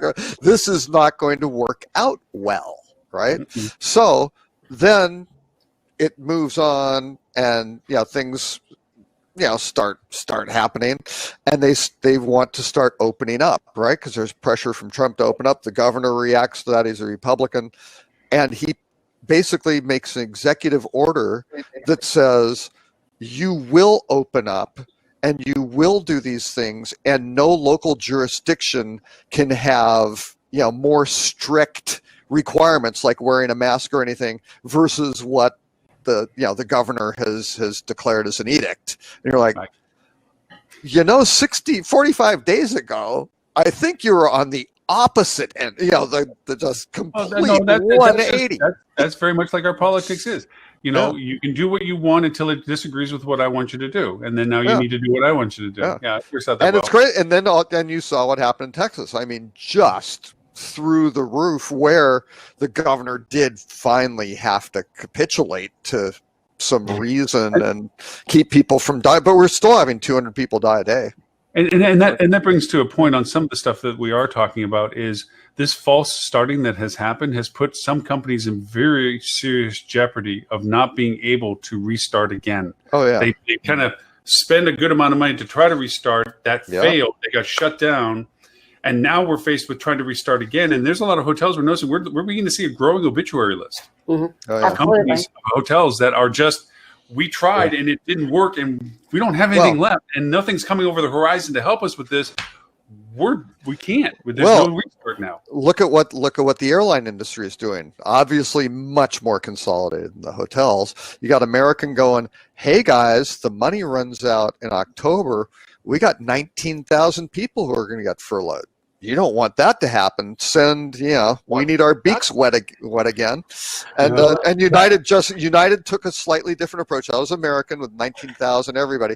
United goes, we have 2,700 pilots who are going to lose their jobs, right? And so it's going to get interesting. It's quite interesting you say that as well, Robert, because there's a local business forum that I go to here in my hometown, and we actually had our local MP who came and actually spoke to us for a brief period. And normally I'm quite critical of him, but he actually spoke quite a lot of sense. At one point he was leader of one of the opposition parties in the UK. And so to actually listen to him and get some insights from him was quite interesting. And he took an approach here that was saying, it doesn't matter what we do here in the UK and probably elsewhere in other countries. We're going to pay as a government and as a nation, one way or another. Right. We either extend furlough and help people and foot the bill for that, or we're going to end up picking it up in unemployment. And so whether there's going to be benefits there, or whether, or just general job loss, one way or another, we're going to pay. So why don't we actually try and be a little bit more proactive, keep the furlough going a lot longer? That means that businesses can still actually survive, that if we can weather this storm, there's going to be something to go back to. Whereas if we just say, no, it's ended and everybody's unemployed, there isn't going to be any more businesses. There's not going to be any more hotels, or there's going to be a lot less hotels to be able to go back. And I thought that was incredibly insightful, just actually looking at the problem and saying, well, we're damned if we do, we're damned if we don't, but let's go with the lesser of the two evils. But listening to the politics that then go on above all of that, it's just crazy. Oh yeah, and the politics are what's screwing it up. I mean, because everybody's pretty much. I mean, you go. McKinsey is not the most liberal group that I've run into. They're pretty conservative folks. And you've got to deal with the health, the public health situation first, or you can't fix the economy. The economy is the output, right? The input is doing all these things of what are you doing to keep people safe and give consumers confidence that, they can do this, and will they have disposable income, and all those reassurances.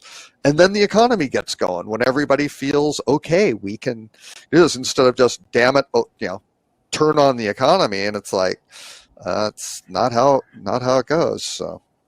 Okay, actually, just one last thing on the airlines. Sure. Bob Crandall, right, former chairman of American Airlines, his prediction in the Wall Street Journal that post-COVID business travel will be off. This is like a permanent reset, a third to half. Forever. Right. Yep. Well, now there's a new tourist attraction in Arizona, the expanded airplane graveyard. Oh man, yeah, let me tell you. Okay, so I thought you put this one in for Tris or Ben, should they show up. And that is the ever helpful, ever participating, ever committed, ever supportive OTAs in the UK market. Oh, yes. I did. That was just in a nutshell, something directly about the fact that the silent OTAs. They have been noticeably silent in your space. Or I'm sorry, you're from South Africa. We shouldn't have to. Wait, I thought he was from New Caledonia. What? No, sorry. Yeah, indeed. That doesn't surprise me, because I don't think there is. I don't think there's much of an appetite for the OTAs over here with the UK market as there is perhaps in other areas. Which I'm surprised at, because, certainly a lot of people that I'm speaking to are doing the whole staycation thing. So we are seeing a great deal more. I don't get why the OTAs are not jumping all over that here in the UK like they have been in other areas. Maybe it's, I don't know, maybe it's, do they have British people in Booking.com that are running it? Maybe we'll just be more British about it. I don't know. It's difficult. Don't worry, everyone will sort it out together.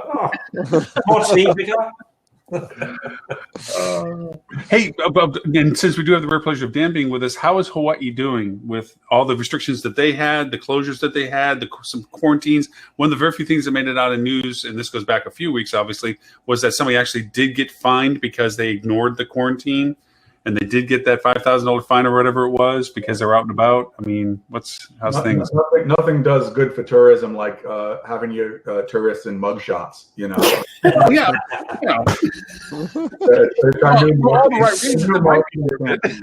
It's not a good vacation. Look at Ibiza. Ibiza does that all the time. That's their travel card. Come to Ibiza, get a mugshot. We're giving you you have a choice of the orange or the striped kind of beach pullover type. Yeah. Well, it's funny. Hawaii. Just yesterday, Hawaii went into lockdown again. Right.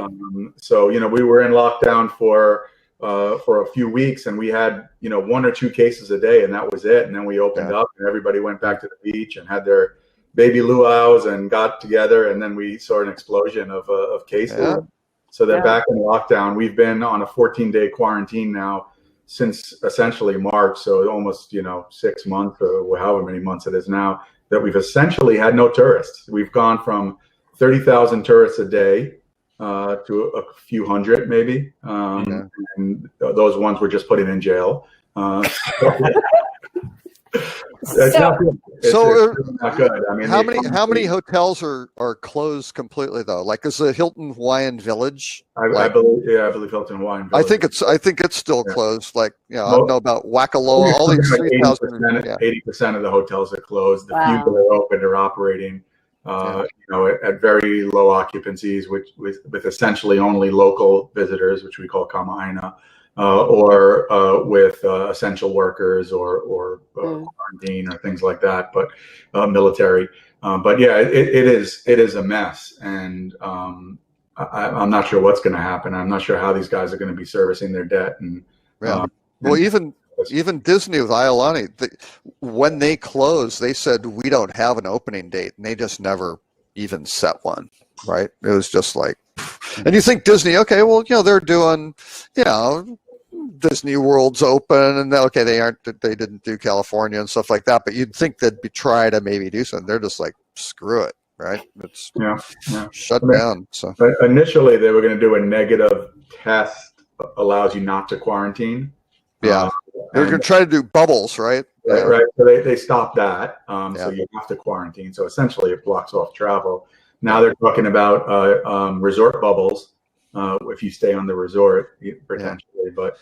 I mean, the hope was that they would have these negative tests coming in, which makes sense. You had negative tests, you don't have to quarantine, and then you'd start to prime the pump a little bit, right? Learn about what works, what doesn't work, and sort of just slowly. You're not going to see a huge flow of people, right?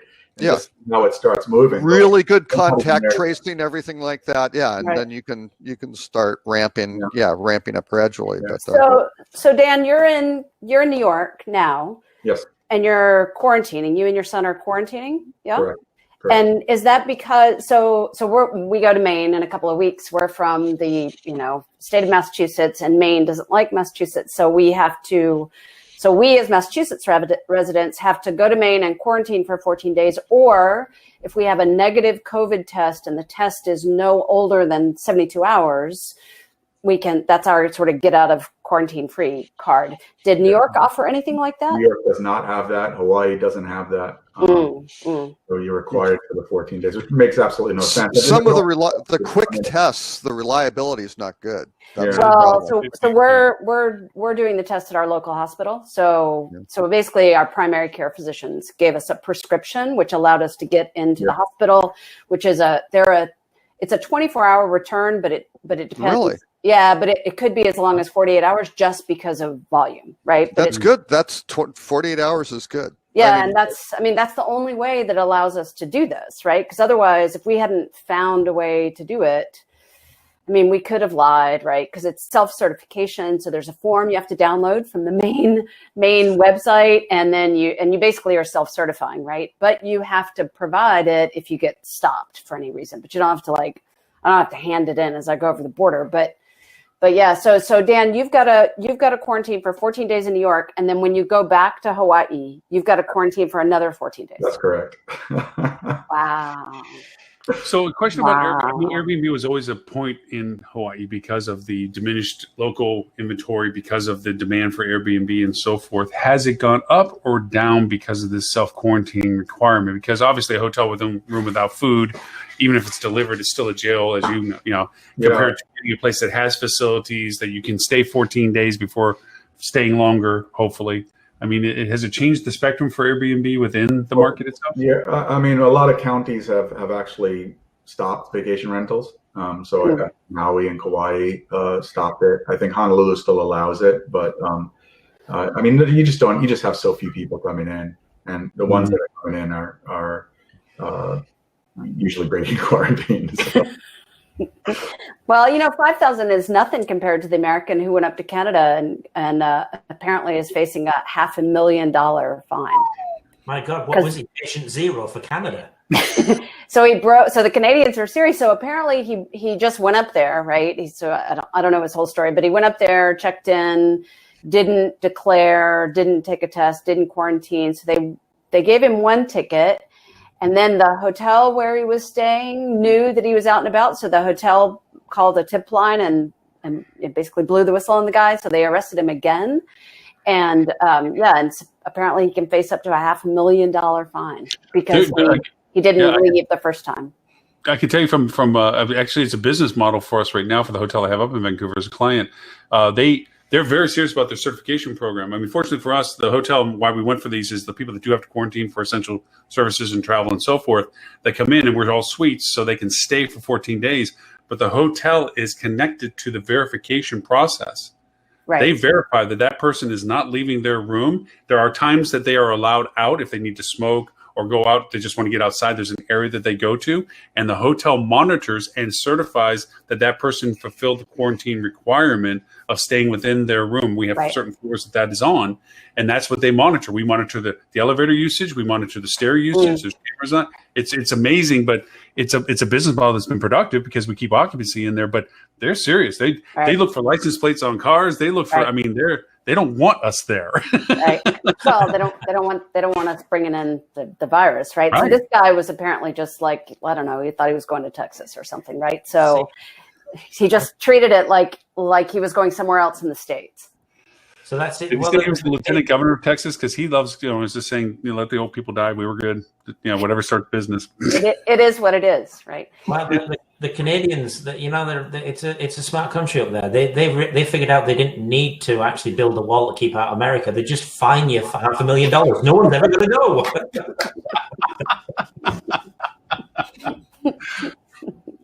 Just true. Wait, Robert, if you're talking, we've lost all sound, Robert. If you're talking, no.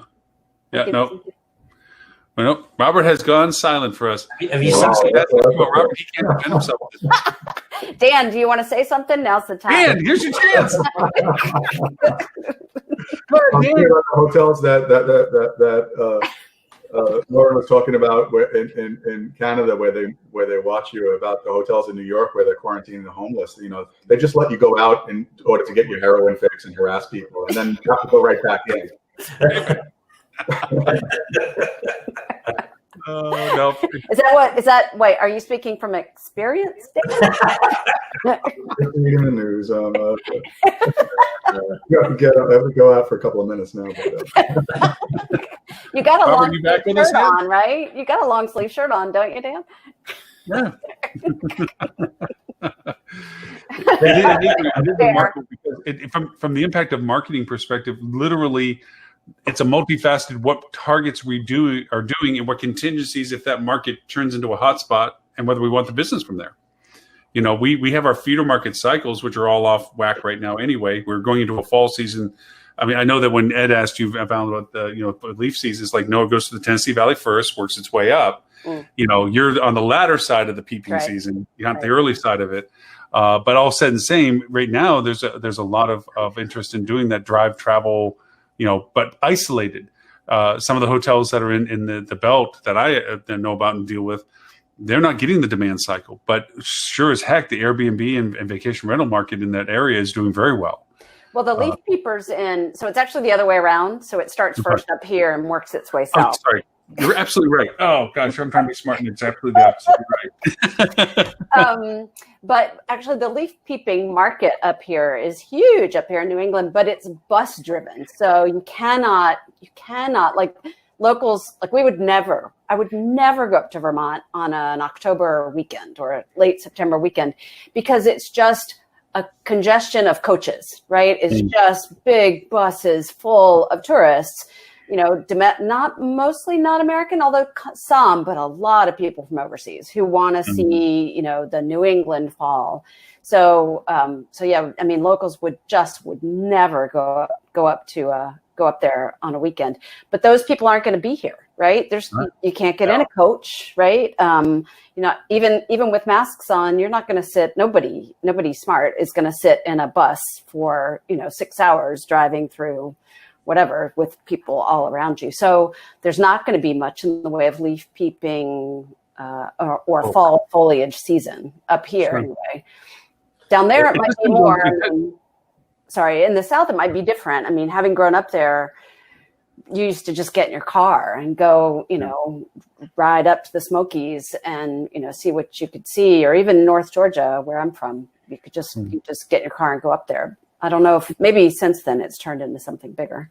No, it ends to a lot of trends that I didn't expect, and actually would have said opposite thereof. Like auto sales are up. I would have thought with unemployment figures and uncertainty of finances that people will be less likely to get vehicles. But what they're saying is that a lot of people that have never had cars that have been from metro areas and so forth, they're actually getting cars, used or new, to be able to drive and go places in their safety of them being in their own vehicle in some senses. And then also down here, our housing market prices are going up. And right. And that's because people are leaving city centers. So there was an article. There was an article in the Time. It was somewhere these last couple of weeks about how rents are dropping in New York City and San Francisco, right? Which has not happened ever, and it's because people are leaving. They're leaving the metropolitan areas. We've seen something similar over here. Sorry, Laura. We've seen no, please go ahead. Over here in the UK, and I imagine it's probably the similar in the US as well.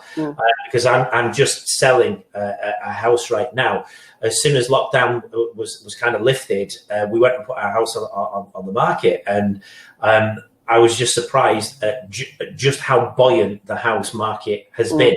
Even though from a mortgages point of view and the lenders that are out there, they're not really giving fantastic deals at the moment. You need a much bigger deposit than you would have done, only 4 or 5 months ago. But the house market is going absolutely crazy. And I think when speaking to the realtors over here in the UK, obviously estate agents as we call them, they were saying what they're surmising is people have been stuck indoors in lockdown for such a long period of time. They suddenly realised, actually, this house isn't the right house for me anymore. So I want a bigger garden, or I want to move to the country, or whatever I want to do. So we're seeing a huge turnover in sales of properties. And one other point you mentioned about car sales as well. We actually work with a car rental firm, and they're a global car rental firm. And there's certain countries is what's quite interesting. We're seeing pockets of like boom car rentals. Again, it's the staycation. Normally, I'd be jumping in a big steel tin can and flying off to somewhere else. Can't do that anymore. The car that I've got outside, do I really want to be sticking a couple of thousand miles on my own vehicle when for the price of what I was going to pay for my holiday in an airplane, I can get a bigger vehicle, put mileage on somebody else's vehicle, probably a few more mod cons in there, preferably shielded glass for the kids so I can't hear them behind me, all of that type of thing. So just to see these little booms that are coming up that are flip side of hospitality. Because of COVID-19. Yeah, we live in the suburbs of Boston, and I've had over the last 3 weeks, I guess, I've had 3 real estate agents call me unsolicited, asking if we were interested in putting our house on the market. I mean, no, thanks for asking. I mean, we do have so my husband and I came up with a number, right? So if somebody calls up and offers us that number, sure. That's a moving number, right. What platform did that? I think it was Zillow or something. It's the Make Me Move number or something like that. That's right. If you give me that number, sure, you can buy the house for it. But over here, we're looking at houses just because, and I'll tell you why in just a second. But the market value prices are going up because we're finding a lot of people from the East Coast and from Tampa, St. Petersburg are like, I don't have to stay here to work anymore. I can be someplace else that's a lot more comfortable. I can get a larger house, better price, And we happen to be that market for a lot of the Florida market right now. It's coming down here. So we have that, but we have a lot of friends that are in retirement age down here. And one of our dear friends is actually putting a pool in where they had never thought about putting a pool in before. Why? Because they feel themselves at high risk. They used to go out a lot, like they have an RV, they have a boat, and so forth and so on. But in order to really enjoy them, you're around other people at points. So their travel has been greatly reduced, and they're more at home now than they ever have been. And they're like, screw it, let's just make this place better and let's enjoy it more. And right now, pool sales down here are on a massive wait list to get put in. And there's no discounting, or if you buy now and stuff, Yeah. it's like, here's the price. If this is what you want, boom, it's done. Because people are doing it the same thing. They're saying, if I'm going to be at home, it's going to be a home. It's going to be whatever we can make it to be.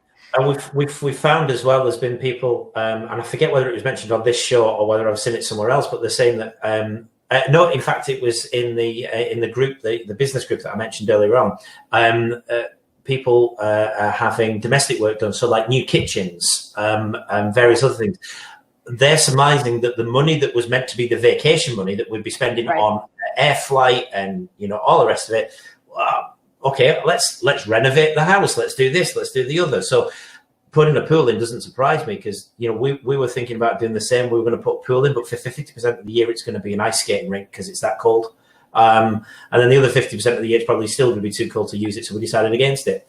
But that's just the UK. We wouldn't need to put water in. It just rains that much; it'd fill up. Well, that was actually a little bit of our logic of doing this rental that we're doing over the weekend and into next week. Is I had business travel. I don't know. All of you probably had the same thing. You probably had a half a dozen or more travel cancellations of what we were going to be doing, and some of those were going to be combined with bringing my wife with me, and we go spend a few extra days and so forth at some nice places. Well, all that money got parked, obviously, and so we're looking at like whatever. We weren't even price sensitive. We're like, this is what we want. It's about whether it has what we want. Does it have the things? It really wasn't a price sensitivity issue, which mindfully hoteliers should be looking at, is if they can answer that stuff correctly and put into context what people can do around them and what's available for them and so forth, then they can optimize on the fact that their people are wanting to make a trip if they feel that the safety thresholds that are to them are met. So speaking, you go down. You first. Thank you. It's interesting. This is much nicer than the usual elbows, huh? I was having a conversation with a client on the same thing, that it's not a rate issue really now. It's about ensuring them that they're going to be safe, that their booking is flexible, that that there are things to do that that just make them comfortable. Their decision to book there, as opposed to playing it as a rate game. So it's just interesting how you might think the opposite, but it's really all about delivering. It's not only about delivering the message, it's also about operationally delivering it once the person gets there. Right. And the thing we've seen at Nor1 is that our numbers of people, so guests, so we track, of course, loads of data. So we look at sort of some primary data points. So one of them is demand, right? So click through on the call to action, on the upsell call to action, and then conversion. How many, once the guest clicks through, how many times do they actually request an upgrade? And what we're seeing is that the demand is actually higher now than it was in January, February, or even the same time last year. And our theory, so the demand rate is higher, and for this, basically the same product type. So we also look at offer types, right? So what are guests asking for? It's still primarily configured room upgrades, from the standard king to the deluxe king as an example.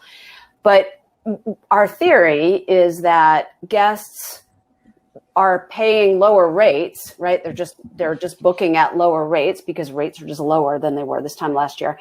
But that also they want what they want, right? So they want to feel safe, they want to feel comfortable. So if they feel comfortable with a bigger room, and that bigger room is being offered for, I don't know, $25 a night, they'll take it. And so we're seeing demand higher and conversion higher. And that's our theory, is that guests want what they want, right? And they're willing to pay for it because the rates are a little bit lower at the point of booking. The demand in some places is so much lower. So I think it's a mentality of the type of person that is traveling. If they're a little bit, if you've got full demand pre-COVID, then it's price, because it's that cutthroat market as it always has been. But when I've not traveled anywhere near as much as I did pre-COVID, and certainly not staying at hotels or Airbnb or anything like that, whatsoever. But if I had to, it's now going to be for a necessity. There's going to be a real reason for me to have to do it. So then it's not really going to be so much about price. It's going to be, as you say, it's going to be, what are all the other factors that are going to make me feel comfortable? And if I have to pay a little bit more for that, then I'm going to do it. Because again, I don't want to be going to a hotel and finding a pair of men's boxer shorts behind the door, as I did when I went to Liverpool about a month ago. Well, I think you answered your question when you said it was in Liverpool, but that's just exactly. Just to suffice to say, they were not mine. There were questions asked of the management of their COVID cleaning policy. Let's put it that way. Well, it's an interesting point you make about the type of person who's traveling, because we do get, so from some of our customers, when we call them people who have our product, right? So we've been spending most of our time sort of counseling our customers on how to manage. And, we do get pushback from some hotels saying, I'm just so grateful for a warm body to come through the front door that I don't want to bother them with an upgrade. And our response is, that's not the way to think about things, because a guest, it now is even more important that you offer the guest what what it could be, whatever it is in your building that is attractive to those guests, so that they have exactly the stay they want, so they're as comfortable as they can possibly be.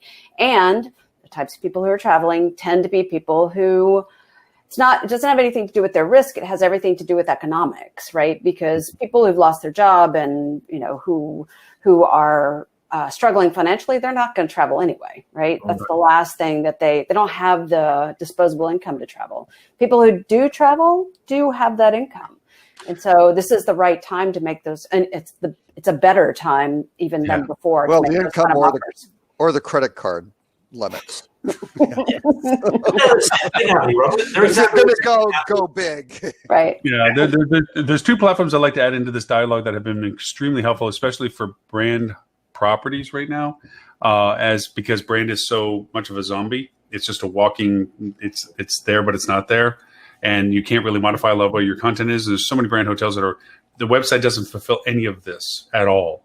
They have a COVID-19 statement, and Robert, you pointed eloquently out, is inadequate at best. One is, I found that, and I found this out by using it for a client that has restaurants. Waze has a really expanded opportunity on their platform to identify more content about what you're doing for COVID. And I found it first for the restaurants as to pick up and delivery options and the capabilities of getting food with no contact. And that was the first starting point. But then the hotels, you can add that type of context into it too, as to if they're driving down the road and you're saying, we are completely safe, this is our service record, this is our policies, this is our procedures, this is our mandate to our guests and so forth, you actually have room and space for it on there. That also goes for Google My Business. You have now an expanded pieces of content on there that you can put a lot more information, because if your website can't answer the questions, and they really are still considering, even with that obstacle, to know more about what you are doing, at least you have some voice somewhere other than social. That's still a given. But at least here also that says, these are things that we're doing. And you can even put videos in this stuff to show what you're doing on those platforms, which makes it even nicer, So there is tools. I mean, you would wish that brand would pony up and allow these things to be used and functioned and created. I mean, Marriott took 5 months before they gave you a COVID module that you could modify? Thank you. Yeah, well, a little late to the party. They're furloughed, right? So they don't even have the staff there to. Oh, they have nobody. Nobody's on the other side of the conversation. They're furloughed, or they've got rid of them. One of the two. Right. Yeah. Yeah. There's been layoffs as well, and the industry's losing good people. The industry is losing really good people and talented people at that as well. Yeah, and you would think that they would at least allow the keys to go back to the owners of the management company and say, look, we don't have it on our side, but we can give you access to things that will allow you to, if you need to do it yourself or hire the people we let go that know how to do it, can come in and actually add this stuff to your content on the site, so you're not at a total zero. They're not even doing that. They're just saying, doors closed, we're locked, we're out of, we're nobody's on this side. Wait until we're done, and we'll give you the answers. Okay. It's killing them. Yeah. Yep. All right. Well, on that happy note, I have to go. Yeah. Right? Okay. Valyn, since you are the last remaining vestige of civility that we have in our organization today. Wow. If people want to know more about you and what Nor1 does, where is it they can find you? So you can find me, Valyn.Perini, on LinkedIn or Twitter. And Nor1 is nor1.com. Mr. Robert Cole, thank you as always for your well-curated list. We, as you see, hit highlights of it, not all of it by any means. And let me go over and say that if anybody wants to sign up to an amazingly well-curated list by Mr. Cole, they are easily able to go to bit.ly/rockcheetah, lowercase, no space. I've said that every show, Mr. Robert, even while you weren't here, okay? So you know. But if they want to know where you and your executive producer are at. That's right. He's right here. He's checking in. He wanted to know if we've covered the boop and the rut-row. So, Where can they find you, Mr. Cole? rockcheetah.com or at Robert K. Cole on social media. Is this the beginning of a good trend? Like you're going to be able to pop in, or was this just a once in the moment? This is probably a once in a moment. So you're the media that's going to land just before election day. You're just this one-shot deal, right? Yeah, exactly. So before Godzilla pops out of the shell. Okay. Actually, can I add the boop this week was talking about travel. NASA talking about what happens when you travel at the speed of light, which I thought was pretty good. You've got something with Elon Musk and Jeff Bezos fighting it out to see who can try to get to Mars and beyond. And then the rut-row is a real rut-row, this is from Travel Weekly. Apparently there's now travel shaming. So if you travel, you're getting shamed for hey, either it's not safe because of COVID, or you're a white person taking advantage of a brown country or whatever the case may be. So that's good. So maybe you should flip those over next time you want to shove them in at the tail end. Maybe do the rut-row and then leave on the boop or something rather than I agree with that. Yeah. All right. And the mysteriously never elusive Mr. Dan Wacksman. The privilege of having you, hopefully for next week as well, right? Are you still going to be contained in the board? Yeah, because where else is he going to go, right? Hey, I'll take it. Wait until I call up to New York City and talk about how you've been violating that, and they're going to have to keep you for another 14. I got you for a month. It's just going to be calling from county, aren't you? We're in an orange shirt. From Rikers. I want to have a special guest from Rikers. Yeah. Right. So Dan, if they want to know more about you and where to find you and what it is that you do, where can people go? Go to LinkedIn, and I am there, Dan Wacksman. And then my website is sasato.com, which is SASSATO.com. And last, but by far the least, no. Yeah. Nice. Our resident South African. Yeah. The South African tendency today. Yeah. I love it when you're always here. Ben, but you're my favorite. Live from New Zealand, land of the Hobbit. Indeed, absolutely, Bonza. Obviously, before I jump into that one, this is my first show with Robert and Dan, and it's been an absolutely really miserable experience. Yeah, I was going to say it was absolutely average. Thank you very much. It was an absolute privilege to share my webcam with you guys. So thank you very much, and Robert as ever for curating all of the stuff that you do on the newsletter. But if you want to contact me, it's tris.heaword at 3and6.agency, and that's 3 and 6 as letters, no numbers. Or get me on LinkedIn. My surname is Heaword. It's a bit unique. There are only about 40 of us in the world. And I'm the only one with the phoneme Tristan, so you can't really not find me. There you go. Not that anybody wants to. So. That's all true. And I would be remiss if I didn't say thank you to Mr. Edward Sanders who popped in with Flip2. You can find him at flip.to. Or Edward StOnge on LinkedIn as well. And also to our earlier guest from Planable, whose names I will not try to repeat because you know me and names. I cannot remember them. I cannot remember them either. I have problems with names and speaking them, and plus they were Romanian based, so I was in challenge the very beginning. I kind of went every time I tried to refer to them. But Planable is a great platform. Xenia is not that hard. Yeah. Dude, look, Cat's name. 3 syllables. Cat Mohammed. Okay, Cat Mohammed I can't even say right. It took me 2 years to get that one right. Khadija. See, you say it makes sense, but then 5 minutes from now, I'll be like, cat. Yeah, once you get up to those 3 syllables, that gets really rough for Lauren. That's the and I'm supposed to be the host of this show, and it's like names. Welcome to Bob. This is Dave. Yeah, Dave. So, Lauren, if somebody wants to get in contact with you, how are they going to get in contact with you? Just don't use your name. Just reach out to me. Just say your name is Bob and we're good. No. For this show and all other previous shows, you can go to hospitalitydigitalmarketing.com/live. Look for show number 264, and you'll see all other 263 episodes there as well. We're in our 7th season now, I think, something like that. But anyway, so every 3 months he adds another year. That's right. Every year. We're going to be up to 20 years by next week. You know that, right? 20 years. It's the internet. And by the way, Robert, I have found videos from 2014. So, yeah. You found the blab? The blab? 2014. I thought all those disappeared. No, I had copied a lot of them. So I actually have evidence of a 2014 start. Actually, this may be the 28th of August. I think, this may be the 6th anniversary. Well, we went past it 2 weeks ago, but you weren't here. But that's okay. No. For when I started. No, I didn't. You're just in your time zone stuff. Oh, not that we actually had the show. My participation started, I think, at the end of August or beginning of September. So yeah. Well, you have been a missed component, as has it been Dan, sincerely.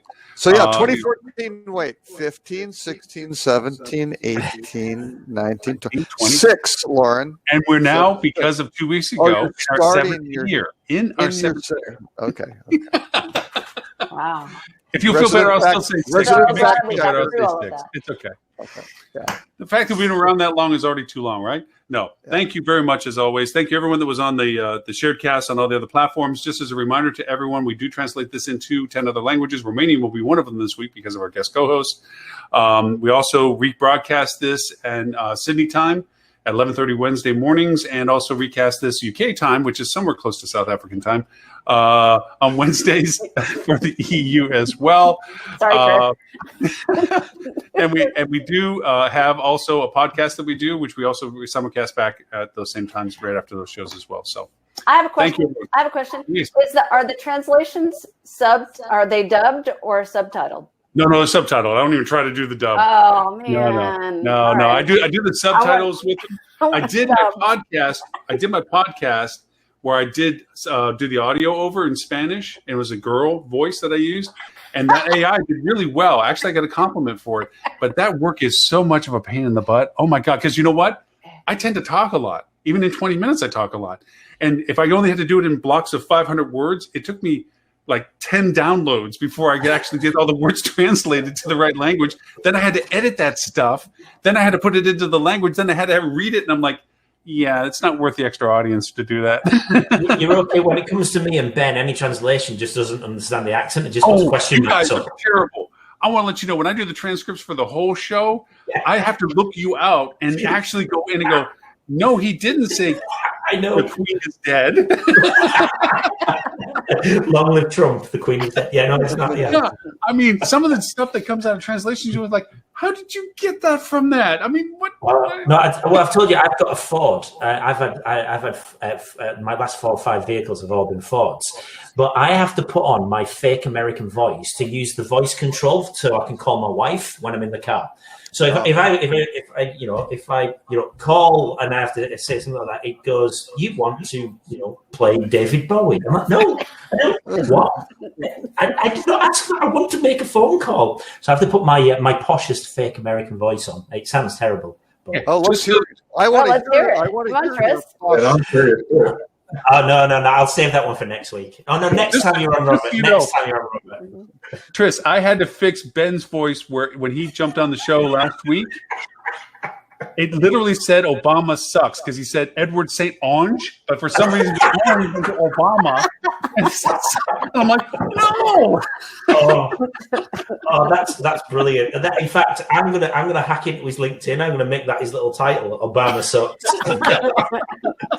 Talking of which, and I never said this. Last thing for me, when Planable are in, and Ben's gonna kick my ass for saying it, but he's been using another competitor to Planable to post his own LinkedIn posts.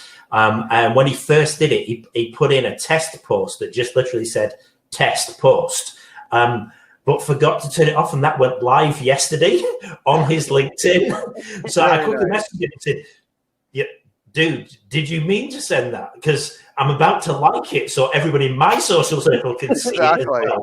Yeah. But he quickly deleted it before I could get to it. Oh, dang. Because I was going to go like it. Give it a little insightful notation. Yeah. So. Yeah. Viral. It just is test post. Yeah. All right. Test post. So Dan, I hope that you get to join us next week. Robert, I'm not wishing you that you don't have the work, but I do hope you get back sooner. Yeah. And thank you all. And Tris, I got to catch up with you guys just in email format. If you wanted to simulcast this on your Facebook page, now that you have it up and going, we can set that up for you if you want. Not the LinkedIn, but the Facebook and stuff like that. We can just do a simulcast for it. So I did see that I got dropped off the host list completely, though. So fine. Oh, you did? You're there. You're right on the top. You have never missed the number one. No.